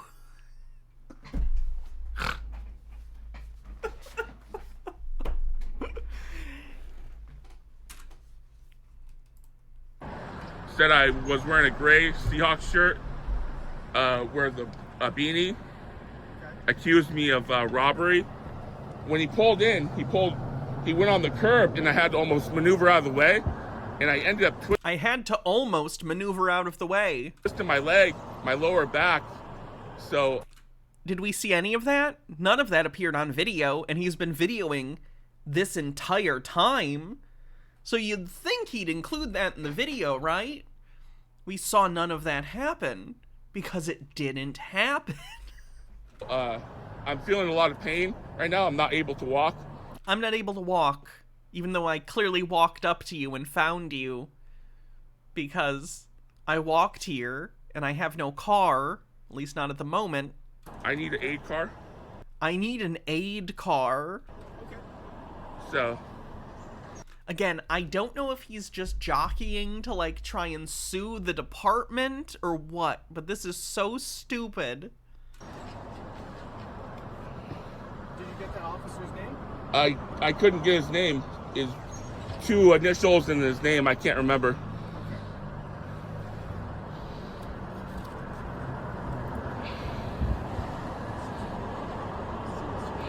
If it happened before the beginning of the encounter, why wasn't Glenn filming? Glenn is filming constantly. He definitely had footage of that if it happened, but he edited it out because it didn't happen. Also, Glenn clearly walked around. He didn't mention any pain or anything of the sort during the prior interaction, which you know he would if he was actually hurt because of the kind of person he is. After the interaction, it seems like he got the idea to do this because he's a fucking idiot. Is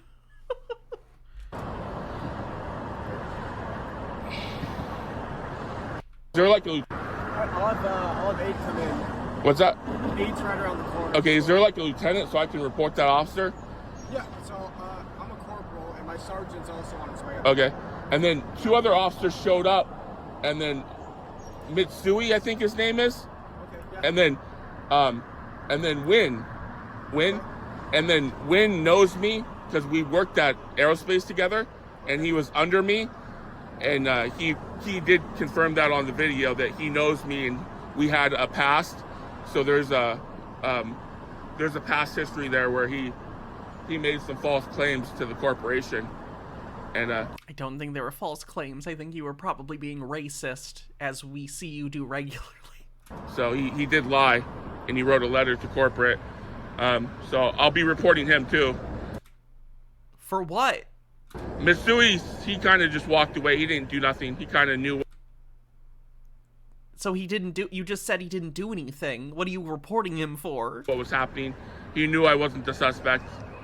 What are you saying that Officer Nguyen did? Sorry, what? What did Officer Nguyen do? When and me have a history at another company before he became... I want to report him because he did something mean to me at a job. He reported me after I was racist to him, so I want to file a report at the police department for this thing he did at a private company. Glenn is a fucking moron.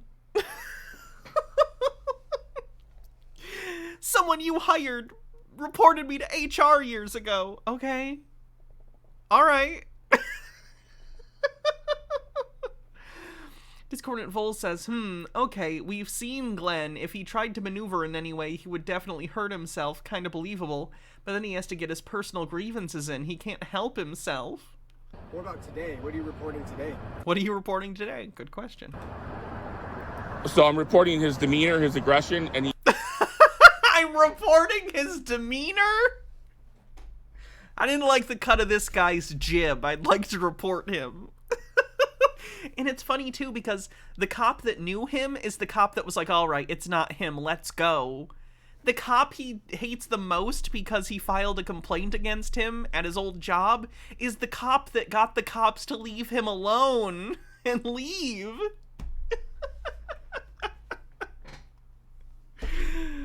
He lied on the camera about our past, like he said. Wait, did he admit it or did he lie? You know, What do you say? He made some false claims to the corporation saying that I talked about his heritage, his Vietnamese heritage. This has nothing to do with today. What are you fucking talking about? Said I'm a racist. Made a lot of claims to HR. Okay, he didn't do anything today, and that was under his old job. And by the way, none of that's illegal. I'm not a very credible person. Not someone to swear an oath to a constitution. The lies he made and the stuff he did was real. Did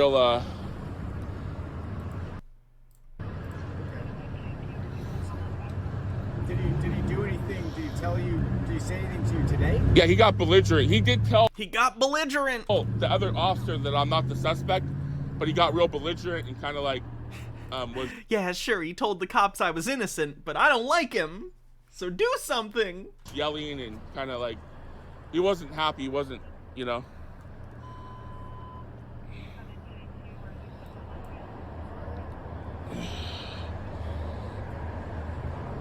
This applies to Glenn in some way. That's my left leg. Intellect is as weak as your dollar. Failure is your destiny. You disrespect yourself and your nation. You are made of stupid.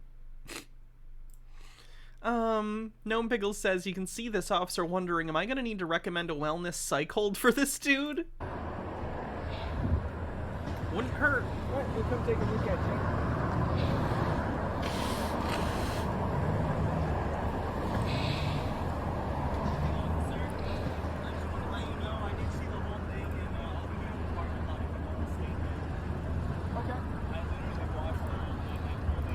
This guy who pulled up and is like, officer, I saw the whole thing. This is speculation. This is speculation because this seems incredibly weird and suspicious that this guy would walk up or drive up and just know what's going on. And like say, this is alleged. This is conspiracy theory on my part. This is complete nonsense and conspiracy theory, okay? Don't take what I'm about to say seriously. As far as you're concerned, what I'm about to say is fiction. What if this is a guy Glenn knows and he just called him to come be a false witness?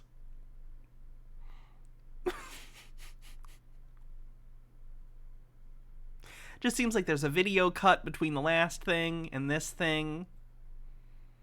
And we never saw an injury and he never mentioned it, so maybe he called up a friend and was like, hey, I fucking hate these cops, man. They already arrested me and charged me prior and convicted me. Now I gotta do something.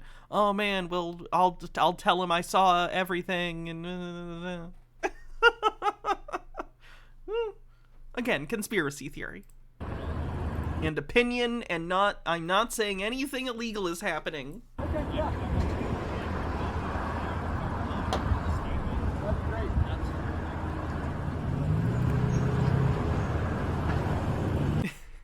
Here's the ambulance for Glenn's not injury that doesn't exist. They called a fucking ambulance for this man.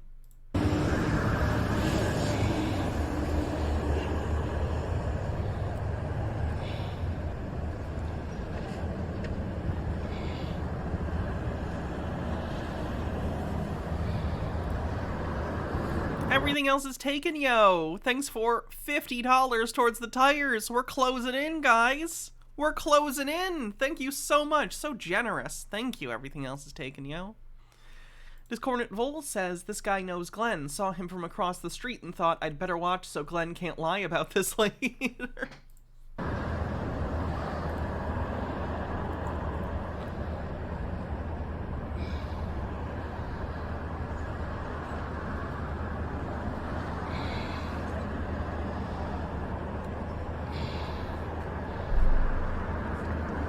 I thought they were here for me. Where? Okay, they were talking to him. Hi there. Hello. How's it going? Not too good. One of the officers almost collided with me and almost hit me with his patrol vehicle, and I almost stumbled. I almost stumbled. Listen to him. He's so non-committal. Almost collided with me and almost hit me with his patrol vehicle, and I almost stumbled and hurt my. I stumbled and I. I almost stumbled. I mean, I did stumble. H-Beard says, I wonder if Glenn has good health insurance or if he's about to get a bill for several $100. Oh, that's cute. Where you live, it's only in the hundreds and not in the thousands? I think an ambulance ride, when I was younger, when I had to go, cost at least $1,000. Hurt my leg. Seriously, though, is he going to get a bill for this? Because that's funny. I'm assuming he's just going to try and get the city to pay for it, again, because I'm wondering if he's going to try and sue the city, but that won't go well for him. My lower back, and I'm having trouble walking. Okay. Where were you at when it happened? Right there, right where that pole is. I just can't imagine why there aren't just municipal ambulances. It's so stupid.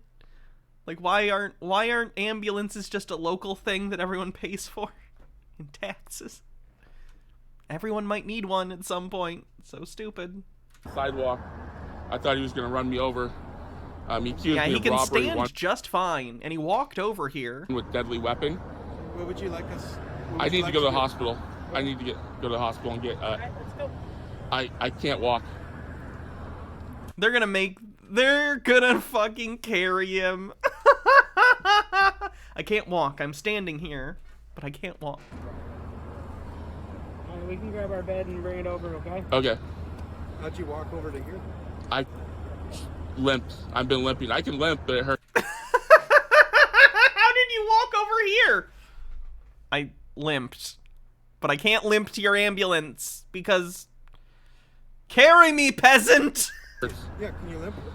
Let's Briar Rose says same reason dental isn't part of health insurance. Not good reasons. over here. I don't really want to hurt it any more than it is. Okay. DJ Shea with 45-bit says, as a Brit, the U.S. ambulances are one of the many Lovecraftian, unknowable existential horrors that haunt my nightmare of the U.S. healthcare system.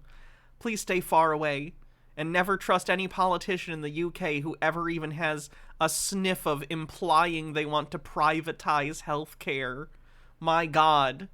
Pull out the guillotines if you must when that happens. I know it already does happen, but if it starts actually happening, do something. Discordant Vol says, I wanna palanquin. I don't know what that is. I don't want to do any more damage than what's Go, Glenn. how's it going? You're good. So, hey, I didn't explain to my partner, but what happened with the officer? So I was walking southbound on 99. Southbound on 99. Okay. Yeah, and he On literally this side or that side? this Fancy side right here. sedan chair? And he literally like flipped a U-turn and got right where that white truck is. Okay. And almost hit me with his vehicle. He got out and said, "You're a suspect for robbery 1 with deadly weapon." He did not say robbery. It was for shoplifting. Robbery and shoplifting are completely different crimes. Shoplifting is going into a place and like pocketing, you know, a good without paying for it and trying to leave in secret.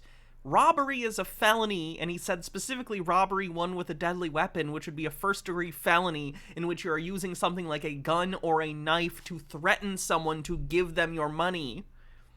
This is considered a violent crime and is charged much more harshly. He's fabricating things. Briar Rose says, I did work for a private ambulance company once. I assure you the money does not go to the EMTs or to maintenance of the ambulance. Oh, I didn't assume it did. DJ Shea says, here's the best part, we're almost there. Current ambulance wait times are up to 48 hours. The Tory plan to bring US healthcare to the UK is well underway. Laughs and disabled. I'm going to die. Oh, it's going to be bad. It's going to be bad. Gray Seahawks sweatshirt. You said that to you, or Yeah. was you talking to somebody else? Me. Oh. He accused me of robbery one at a store. Okay. I told him, you got the wrong guys. It's the worst day of your life. You've won the lottery. You don't know who I am. And he wouldn't back off, and he was holding his gun. He wanted me to put my hands on the hood of his car. He wanted me to sit on his bumper. He's projecting how he felt about the interaction. It's a good way of putting it. Refused. Okay. He wanted me to identify myself. I refused. Okay. He said I'm being detained. Okay. Was there another guy that he was with? I thought he was on a shoplift call. He said something about robbery. Said I was wearing a gray Seahawks sweatshirt. Can you scoot your hips this way a little bit? This way? No, to your right. Towards the top. Scoot your hips all the There way. you go. There you go. Kick your feet up.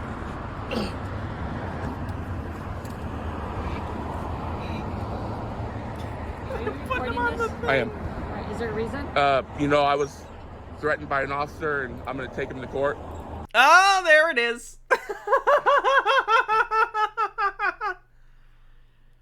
This is, in my opinion, all a show to try and get evidence that he's been harmed, even though there is no evidence he's been harmed. But he thinks that by going through the motions of this, getting an ambulance, getting a paper trail of expense for the hospital, he thinks he can get a settlement or something from the city. But the city knows who he is, and I don't think that's going to go well for him. I think even the scummiest of ambulance-chasing lawyers wouldn't touch this case. They would understand what Glenn is doing because it's obvious to everyone. Glenn thinks he's so much smarter than he is, and he thinks he's come up with some brilliant, galaxy-brained plan, when in reality, all he's done is film evidence of fraud. Allegedly, in my opinion. This is all my opinion. None of this is saying he's doing anything illegal necessarily. I am saying in my opinion, and I am saying fraud colloquially. Does that cover me? Probably. I'm going to sue him. This is going to be interesting. The Glenn Serio lawsuit saga is going to be a nightmare. So, I'm not recording you, it's more the officers. all right. So once they're gone, you're stopping recording. Exactly. All right.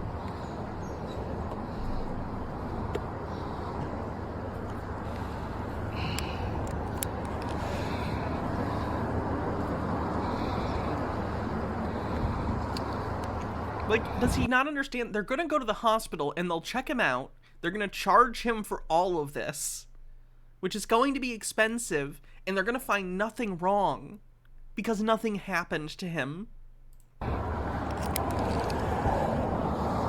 Gnome Pickles says, question, did he post the first video himself? Did he think that his version of events was on that video? He did post the first video himself, for sure. And, like, because this is all part of the same video, it's just edited together. Like, he would get subpoenaed for the full video. Like, if there's video of the cop pulling up, which I think there probably is because Glenn is filming almost all the time when he's outside because it's his job, he'd get subpoenaed and he'd have to give that to them for discovery. Like, you can't just show the edited video in court. Glenn will just claim poverty, true, and blame it on the city, false, and will never pay a dime. Possibly. I'm assuming he's going to try and file a lawsuit in form of pauperis, which basically means that you're filing as someone who is poor, which will waive filing fees, but it also gives the judge and the courts wider breadth to be allowed to dismiss your case. So I imagine that'll be his first attempt, and we'll see how that goes. But who knows? All these seatbelts. 10-6. But the edited video shows he's lying. They don't even need the full video. I agree with you, but I think Glenn is an idiot, and I think he thinks he's being sneaky, even though he's not. He hasn't thought it through at all. 1986. And it's C-E-R-I-O? You got it. And do you have a middle name? I don't. Do you want your arm out? One end or two ends in left? Did he just say he doesn't have a middle name? Two. Has Glenn responded to me like Marcel has? No. Glenn doesn't know I exist. Okay. To my knowledge. It's coming up, all right?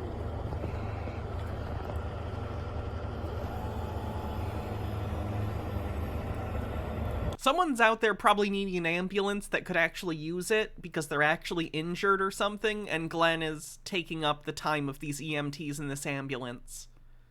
Glenn could literally be killing someone right now with his fucking tomfoolery. No updates on Marcel as of right now, no. I'll let you know when there are. H-Baird says, no middle name, then how did he know when his mother was mad at him?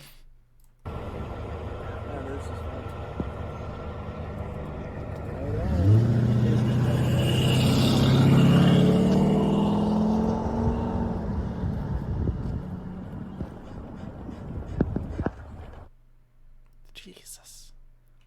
Glenn is such a goddamn joke. So that'll be an interesting lawsuit to cover as that goes on, if it even gets anywhere. Briar Rose 1984 says not only that, but seriously, the paperwork takes forever, and for someone like this, that would be immensely annoying. Yeah. You do have to pay for an ambulance. I assume he thinks he'll win a lawsuit and not have to in the long run. I think he's wrong. But... Hey, how about Flat Earther CC? Hi. Good morning, good evening, good afternoon, wherever you may be. CC here, Chris. From New York, Westchester County. It's 1/29/2023. You know, I prefer the Ninja over the Nespresso for some reason. I don't know. I just This corner Vol with 50 bits says, oh, he could also claim he was injured by the paramedics en route. Malpractice insurance is a thing. Oh, I wish I could say he's not that scummy, but... You know, for one reason is you have to buy fucking pods for that, and that I can put my own coffee in. Okay. Do you feel like you're I'm pretty sure for the pod coffee maker things, you can get like a thing that you can put your own coffee in. I could be wrong. I don't do coffee. I just thought I'd seen that somewhere. By any chance, do you feel like you're upside down? No, because I'm not. I never have had that feeling before. You've never had the feel? Have you ever been upside down? Is there a... I used to when I was a kid. I always liked to like... I called it like going upside down. And when I was a kid, I used to like... I'd be, you know, standing like... I'd be standing like this. And then I'd like bend down and I'd like put my head between my legs almost and stare upside down so I could see wherever I was in any room I was in upside down, because I liked to do that. I don't know why. I just thought it was so interesting seeing everything upside down. I haven't done that in a long time. Maybe I should. Is there some sort of scientific method in order to figure out who's upside down? And maybe it helped give me a different perspective. You're a weirdo! Don't make me tell them about your corn dog preferences!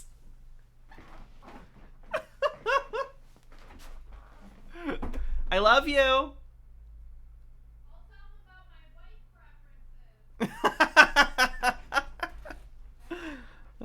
H-Word says, coffee extends life, coffee expands consciousness, coffee is vital to space travel.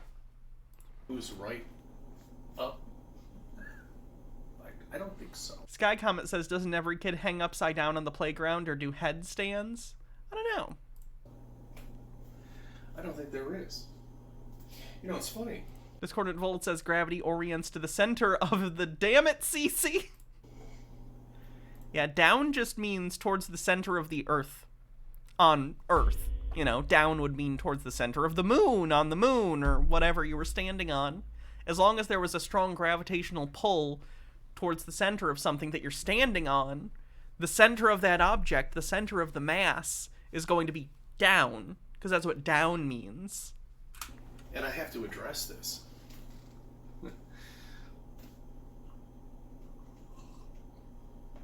Let me have a cup of coffee here.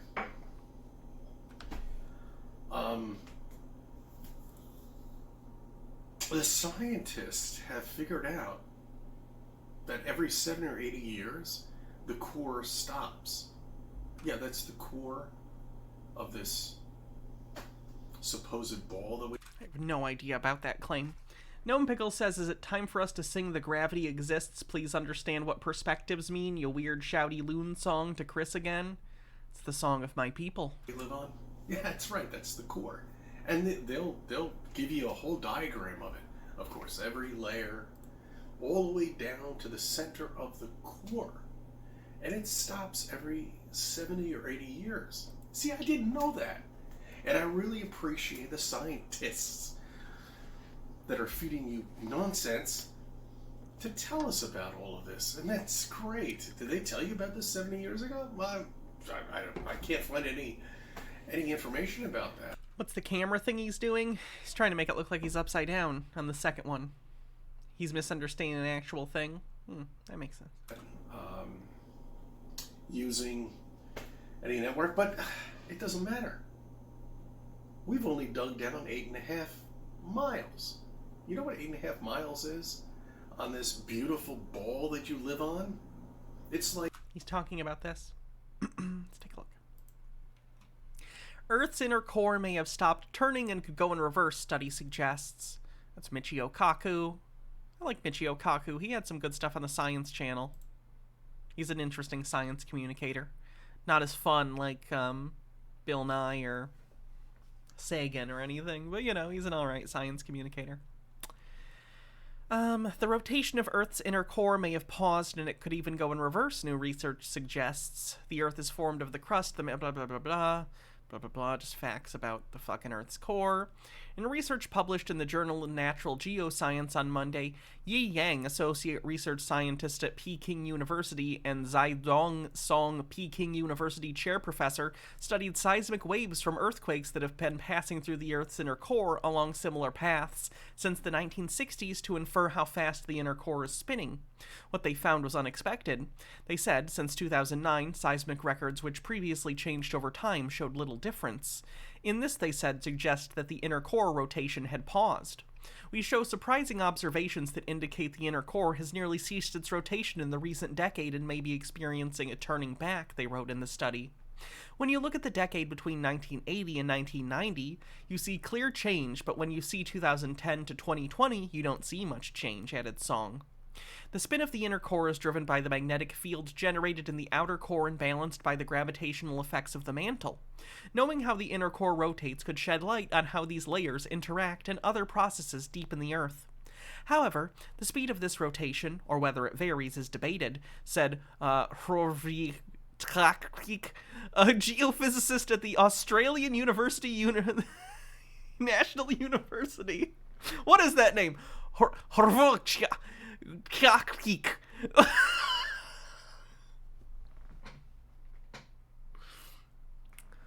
Frorja Tkaklik. That's what the name looks like to me. Look, it's right there. HRVOJETKALCIC. Hrvolke Tkaklik.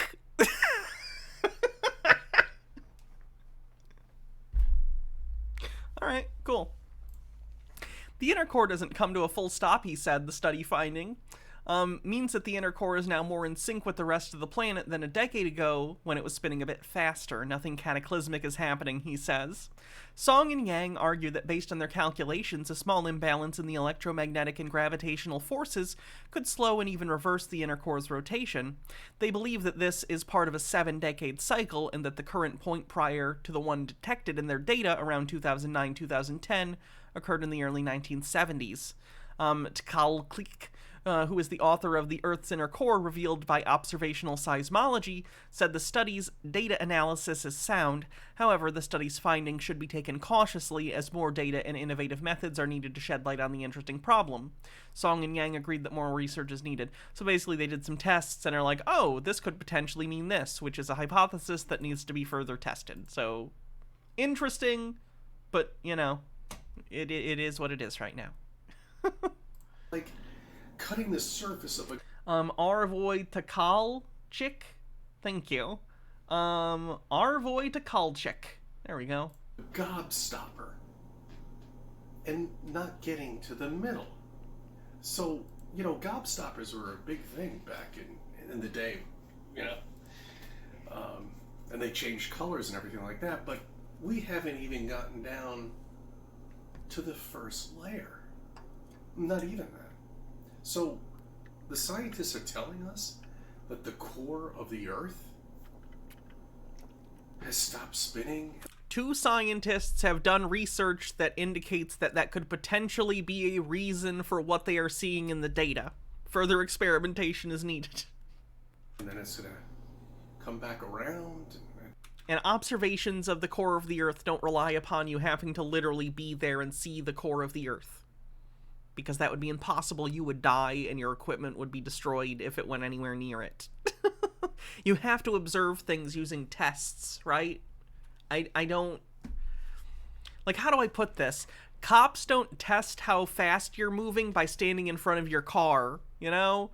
They use a radar gun. You get information from different tests you can do using different devices. Does this every 70 or 80 years? Is that enough bullshit for you? Or are you still thinking that you live on a ball? Tell me. Tell me, who's upside down? Am I upside down? You were not upside down. I don't think so. I don't feel it. I feel like I'm on a flat, level ground. I mean, the ground is maybe level. You're on a kitchen floor, so it's probably level, but the Earth is round. Thank you for subbing and thank you for viewing my videos. It'll only be a part of your life. Oh, Chris. I'm sure we'll see more of Chris tomorrow on Tinfoil Tuesday, because he has some more videos, too, but... Damn, that guy's got problems. Can I read IPA? I don't know what that means. What's IPA? Pictures. I don't think we have enough time to watch. I was considering watching if footmen tire you, what will horses do? But I don't know if we have enough time today, so we might save this for another day. Though that will be funny when we do it. International Phonetic Alphabet. Oh, like alpha... Whatever. No, I can't. I don't know it. I assume A is alpha, but I don't even know that. Like Alpha, Charlie, Foxtrot, whatever.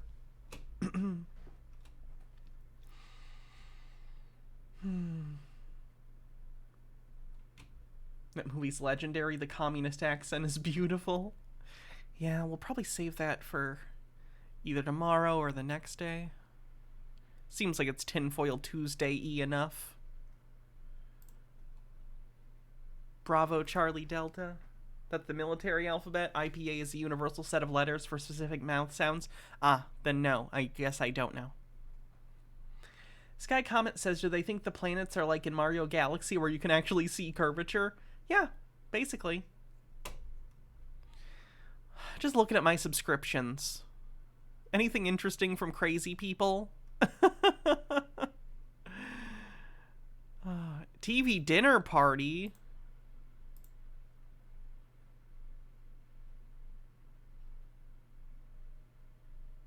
Toss me that, Rich.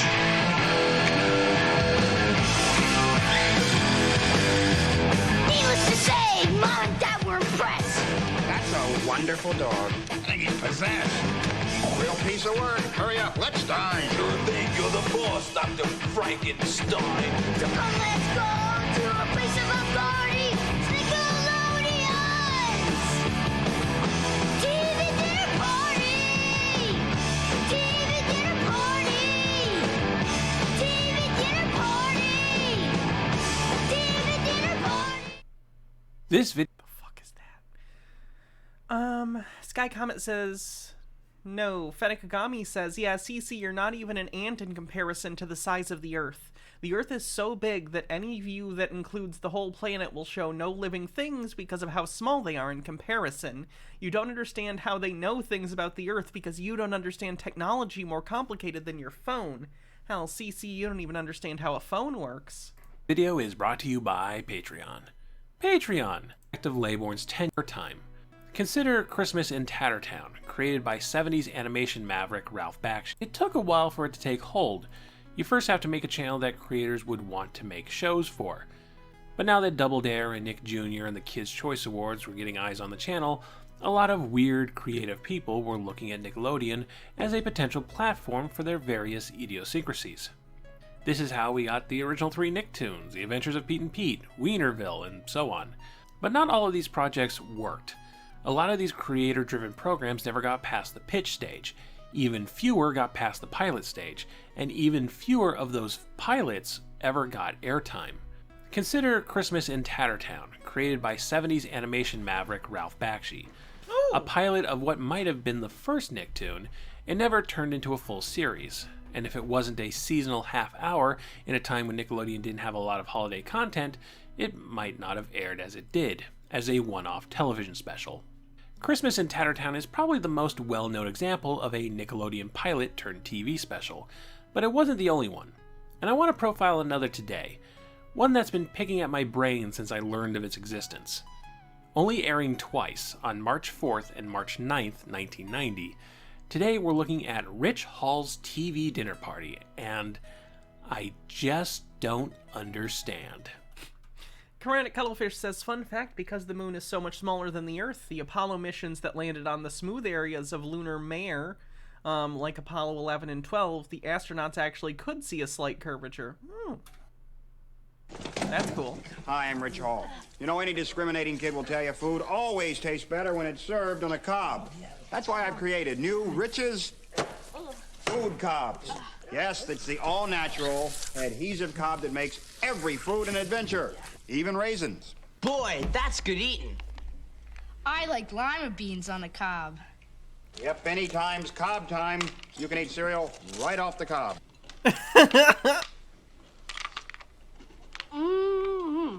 TV Dinner Party stars comedian Rich Hall as a wacky inventor who built his sidekick, Larry, a robotic dog made out of kitchen appliances. Larry gets a spot on Letterman for his Stupid Pet Trick segment, but the robo-dog runs out of batteries right before it's time to go on stage. Larry feels dejected, but Rich and the 3 children who hang around him throw Larry a party and he feels better. Larry, everybody here loves you. Yeah? Yeah. We don't care if you're metal. No? Overthought says, everything is a cob, get in the ship. You're the real thing, Larry. Really? That's right, Larry. Yeah. Wow. Huh, I am? Hey, Rich. What? Kiss me.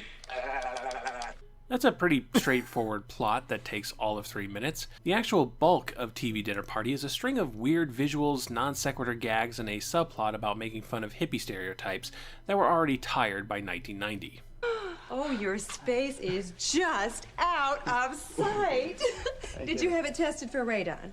Mother. Oh, look, honey. Pierce Squire says, I stumbled across an unaired pilot for a police procedural in a world that looked like ours but had magic instead of science. The murderer had a gun, and it was depicted as a terrifying weapon. Called Precinct 17, I believe. One of the characters was even a trans man. That sounds really interesting, actually. We don't want to cut into anyone's quality time here. No, we just came by to drop off Cassiopeia's crystal. Oh, that's her real name. She's the shining little constellation of our life. The hippie parents were played by Jay Martle, future Key and Peele producer, and Cheryl Blaylock, Eureka from Eureka's Castle. Speaking of, Larry was voiced by Jim Cropa, Batley from Eureka's Castle. The jokes in TV Dinner Party feel especially random. Here's Rich's new invention, sticky corn cob that you can eat other food on. Here's a cake that's gushing fluid for some reason. Here's 3 ladies who sing the plot like the muses in Hercules, and I don't know why we need this in the show. So Larry's all charged up. Man, you should have seen him go. Went and got himself booked on the Letterman show. Gone to New York City. Thinks he's cool, yes sir. Doing stupid pet trick with a food processor. Gonna make himself famous and financially secure. Maybe open up for Tiffany. Shopping mall tour. Yeah! Maybe we'll get a discount. You wish. And then there's a flashback sequence where Rich remembers his time in a competitive Scrabble league, which is the only time the special goes for any kind of cohesive joke that isn't just LOL random. Squat. S-Q-U-A-T. Triple letter play, triple word value. So, they won the championship? Well, not exactly. We having squat is fine. Unless, of course, the other team has diddly. Diddly squat, right. This was the only time the special got a chuckle out of me. Everything else is just bizarre. But then again, Rich Hall was kind of a bizarre guy. Hall had started doing stand-up comedy in the late 70s, but found decent success in television in the early 1980s, being a writer and performer on The David Letterman Show. No, not late night. Letterman had a morning talk show first. You tap the toes a little bit and just kind of wait for that music to course right through you. There you go. Then you throw yourself down on your back, wiggle a little, squirm a little, and you're ready to bounce. That's hyphenated, a legal word. I see you were at stream yesterday. Hall was also a regular on the sketch comedy show Fridays and joined the cast of Saturday Night Live for a single season. His biggest television success, however, came from the HBO comedy show Not Necessarily the News, where Hall ran a reoccurring segment on sniglets, words that should be in the dictionary but aren't. Oh, that was him! Okay. Isn't that where aglet comes from? Grit is anything that's sat in the same position for at least 50 years. Like those bottles of hair tonic you always find in barber shops. Acceleration is the mistaken notion that the more you press the elevator button, the faster the elevator will arrive. However, this seldom works. Rich Hall quickly became the sniglets guy in the American consciousness, with several sniglet books becoming major bestsellers. This wasn't a great thing for Hall, as that worked well for a book or a segment on a larger sketch comedy show, but didn't necessarily translate to his stand-up comedy. This corner full says, still quarantined, so yeah, feeling a lot better right now. Oh, good, I'm glad. It was a weird, kind of... Aglet is a real word? Yeah, but I think it was invented for that. Some of the words that were invented by him became real words in the dictionary later. Success. At least that was my understanding. If I'm wrong. They were popular. Whoops. But they didn't work on the stage. Like, I could do them right now, and I could probably do two that you would go, oh, that's kind of funny, but not real. It was a textual thing, right? It was like, these work as a book. But, of course, the club owners are going, hey, the guy wrote Sniglets, he's playing this weekend. And I'd walk out on stage, and I'd be like 10 minutes in, and then you'd start hearing it, Sniglets! Sniglets! And I go, I don't really, they're not going to work, people. No, come on, do some Sniglets! And it was really, and then I'd get angry. And fuck you, I'm not doing the Sniglets. And then the guy would go, why are you so angry? We just want to hear his funny words. It's really not easy to pin down Hall's comedy in the 80s. A little bit observational humor, a little bit absurdism, a little bit prop comedy, a little bit wordplay. Hall was constantly... There's the thing for aglet. Let's take a look. An aglet is a small sheath often made of plastic or metal attached at each end of the shoelace cord. The word aglet and its variant come from the Middle French and Old English. Okay, I guess not then. For some reason I thought that was one of the made-up words. Why did I think that? Anyway. Experimenting. You do win. I try to reduce the audience to a huge amount of ectoplasmic waste, then raise them out of it. That represents a challenge for me. Discordant Vole says, but Hannah, don't you know that language is prescriptive, not descriptive? I try to use visuals and props and... What's this? Really, Mom, I want to change my name. All my girlfriends think it's Dorky. Oh, honey, but Frida's such a nice name. Not my first name, my last name, Aglet. Come on, what's it mean anyway? Well, Frida, in the old days, aglet meant he who puts those tiny plastic things on the end of shoelaces. See, back then, a man's name was the same as his occupation. Oh, like a man named Frank Carpenter would build houses? Or Thomas Baker made bread? Exactly. So what did John Hancock do? Well, there were some exceptions.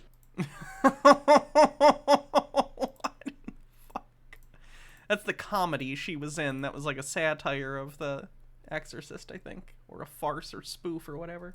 An artistic sense, because they have more impact. I would describe it as found object comedy or performance art. And it's in this experimental, I don't want to be the Sniglets guy stage that Hall pitched TV Dinner Party to Nickelodeon as early as 1988, describing the project to one newspaper as a cross between Dinner at 8 and Southern white trash cooking. I have no idea what that means. Dinner at 8 is a 1933 film about rich people having a dinner party and a struggling actor who commits suicide.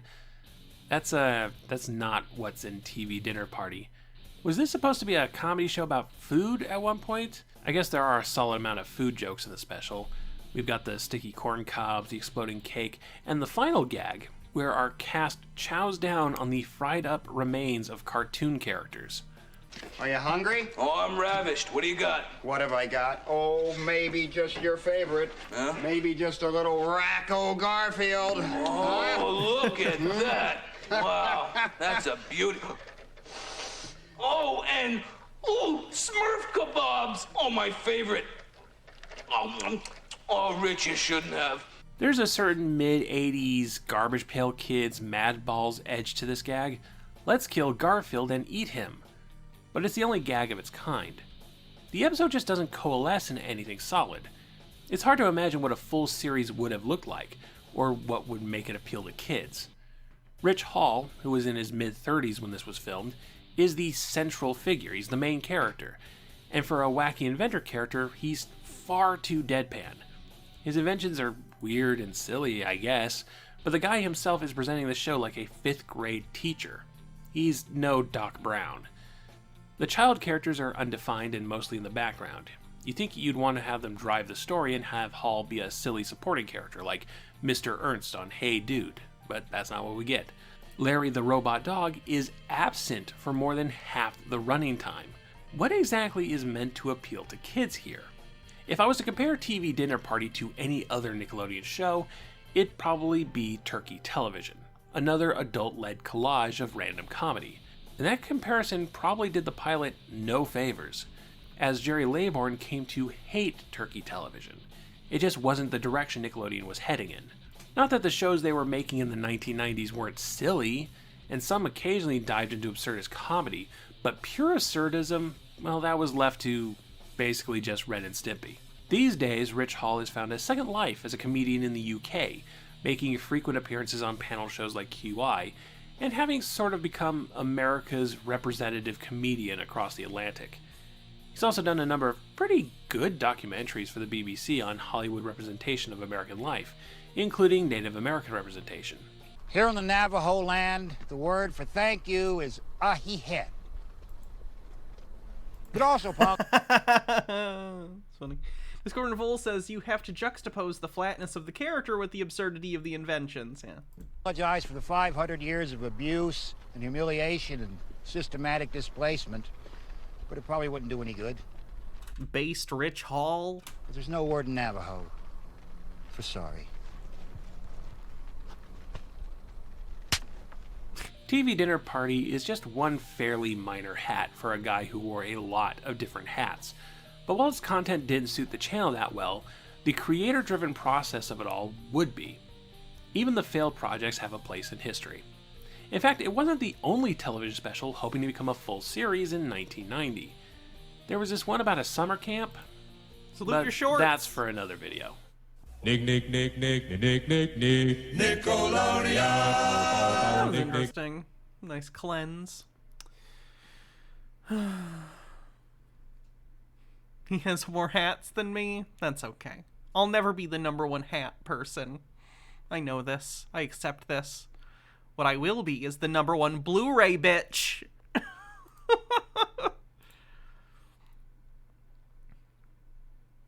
I no longer have the lowest Blu-ray count of the people that I am friends with on Blu-ray.com. I'm the second lowest.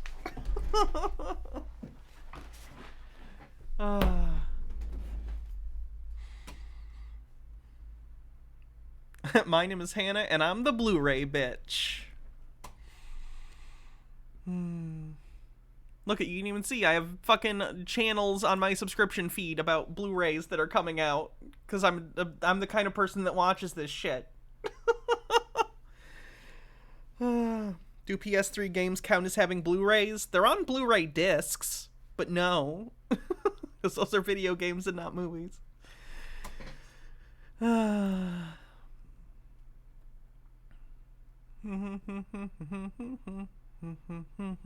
Got the Nickelodeon thing stuck in my head.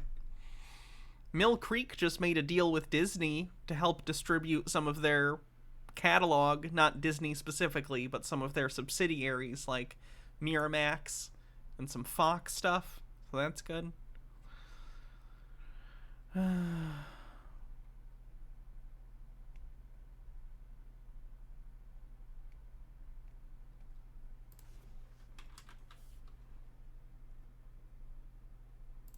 Maybe a video from Judge Middleton's court? He's usually pretty interesting.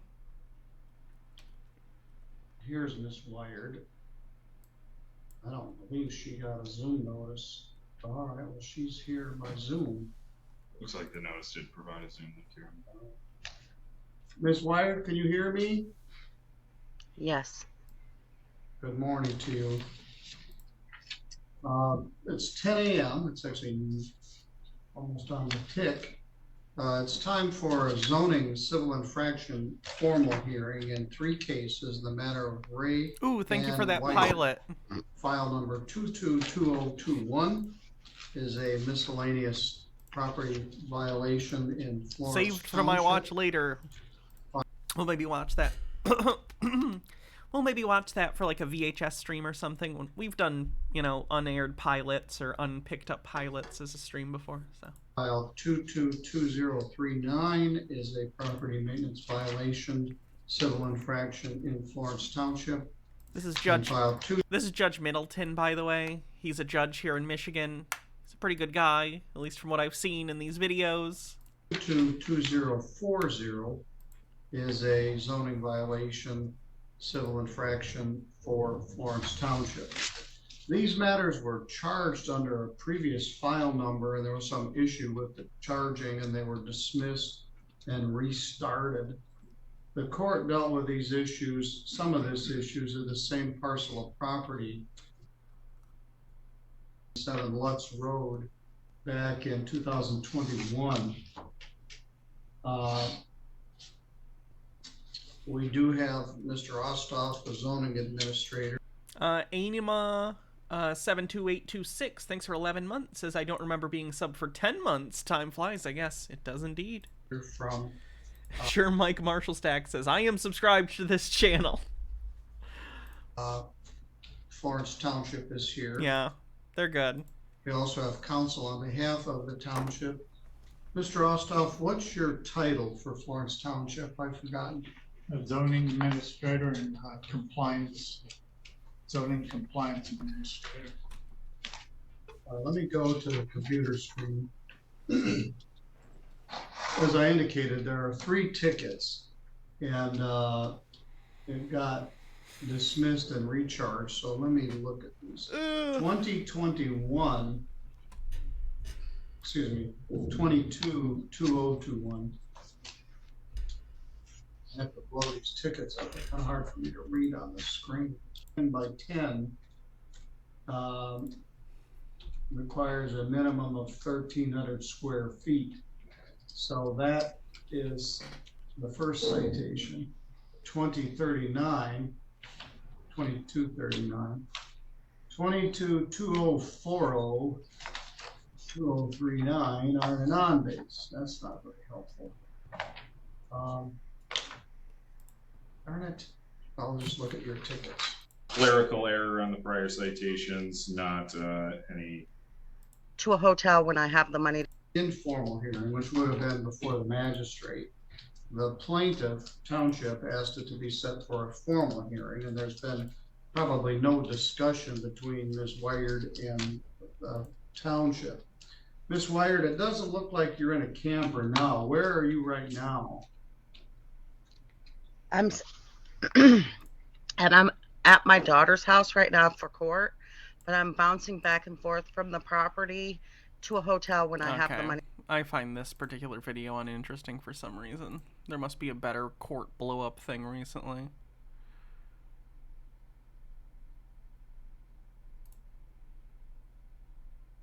Good afternoon, everyone, and I'll keep talking for just a moment here. And run. Chromatic Cuttlefish with 50 bits says, did you see some more Sovset legal past lost a land title case in Texas, basically because the mining company claimed ownership through adverse possession, which hardly ever happens. The zoning case here jogged my memory. I didn't see anything about that, no. Rhonda, can you hear all right at this point? Yes, Judge. Okay. And we've got the county attorney's office. Good afternoon. Mr. Devaney. We've got standby counsel with Ms. Schmidt. Good afternoon, Ms. Schmidt. And out at the He's a pro se defendant. We love those here. jail, we have Mr. Riggins. Good afternoon, Mr. Riggins. Howdy. Good day. Okay, Rhonda, we'll go ahead and go on the record. Case is entitled State of Kansas versus Wayne Riggins, Butler County case number 9. In his defense, what is there to do in Kansas other than break the law? 19 CR 502. State of Kansas appears by Butler County Attorney Darren Devaney. The defendant, Mr. Riggins, appears in person. Also appearing at this time is standby counsel Carol Schmidt. This matter comes back before the court this date for opinion ruling by Zoom hearing today. The court has taken the opportunity to review the defendant's 37 points of contention. 37? The court has listened to approximately 5 hours of oral argument by the defendant and approximately 1 hour by the state. The court has secured standby counsel for the defendant in the event the defendant sought advice from capable, competent legal counsel. This court finds it has been the court at all stages of the proceedings herein. Chili's case has 109 motions at this point. Jesus Christ, Chili, what are you doing? Through preliminary hearing, motions, trial, instructions, and post-trial motions. Subsequently, this... Oh my god, this judge has... the hung up things he has behind him are portraits of Gerald Ford, Ronald Reagan, and Richard fucking Nixon. Who puts Nixon on their wall unironically? Hannah, how did you get into this Zoom call? I'm just a great hacker, I guess. Court adopts the arguments and authorities advanced by the state as to all 37 issues raised by the defendant. Specifically, the court finds the defendant's recusal motion of the judge should be denied. Boom, denied. So basically he wanted the judge to not be the judge on this case, and that motion's been denied. As the court finds this judge and the defendant's grandmother have not been next door neighbors for 38 to 40 years. He wanted the judge to recuse himself because 40 years ago, the judge was neighbors with his grandma.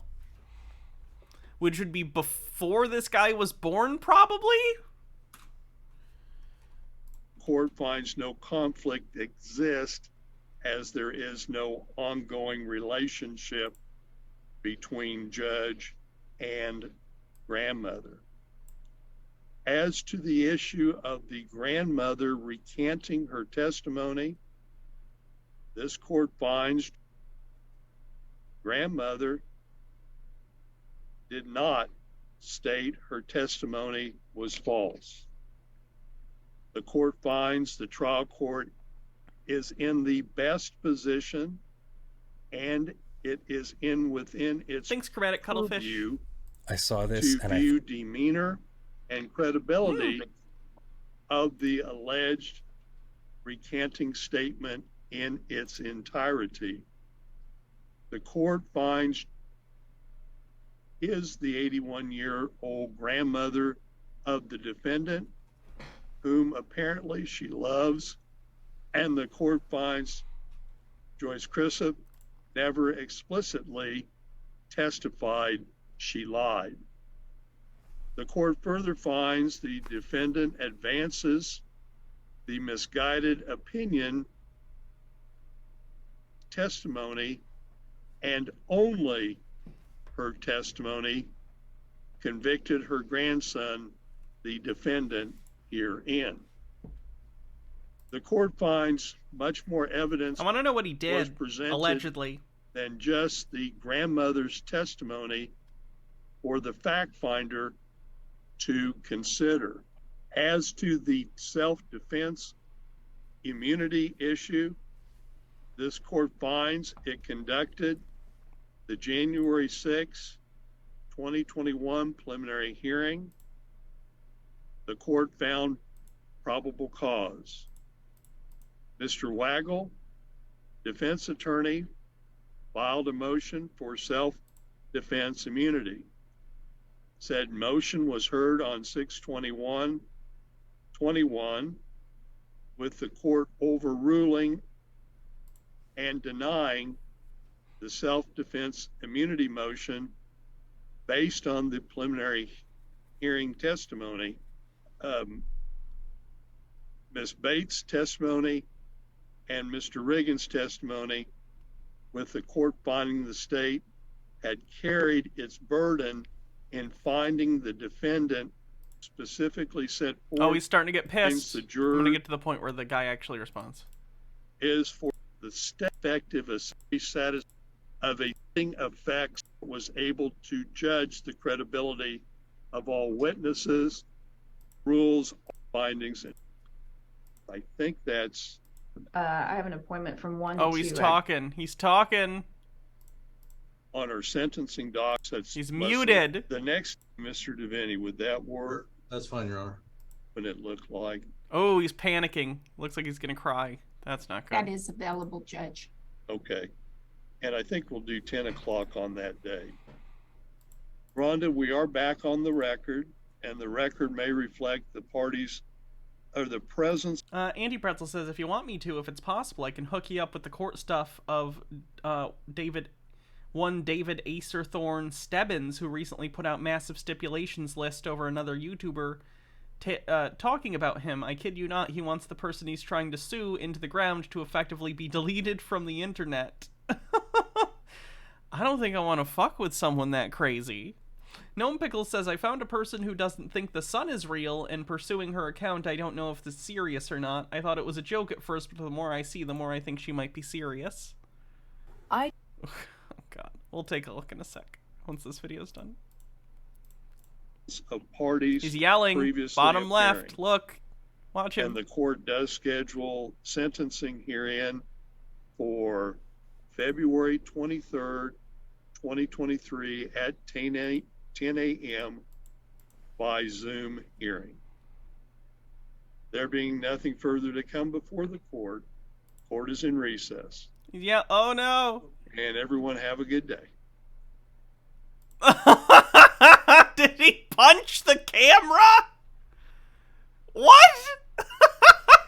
What is the purpose of punching the camera? Does he know the judge doesn't live in the camera? Have a good day. Oh, that wind up. Look, where did he make the decision? Let's see if we can pinpoint the moment. I don't think he's made the decision yet. No. There. Ooh, the teeth go. This is the moment. I think when the mouth opens is when he's like, all right, here's what I'm doing. Boom. Showing teeth. Yeah, and then the swing immediately. Yeah. And punches the camera. Just with enough time to get a shot of the whoever. Oh, God.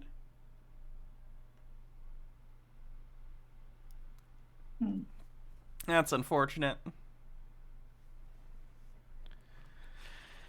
And Judge, could you put your opinion ruling notes on my desk, or have Chris drop them into mail to me or something like that? Is Green really going to be here today? It's there.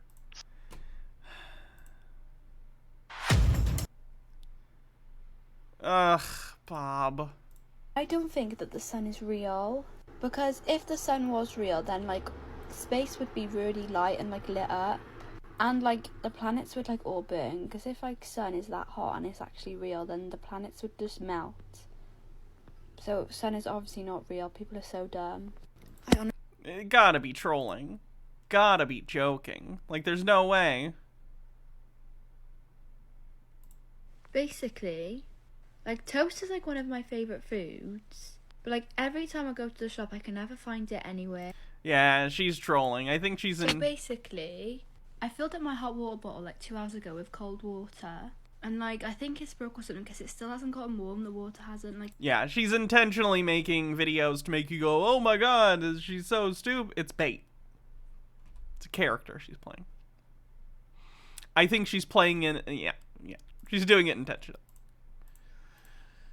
Wants to go viral. That's probably a good way to put it.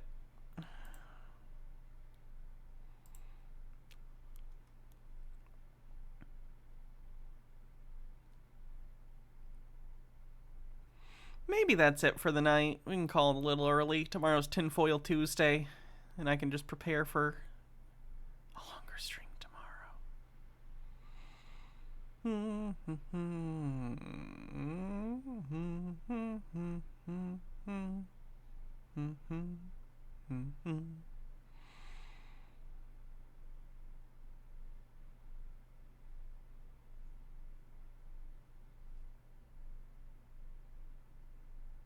Can we raid this person? I don't know. Let's see. Who is this person? Sure, a VTuber person. I think this is like the only way I can actually kill these guys. Why not? I like the vaporwave aesthetic thing they have going on.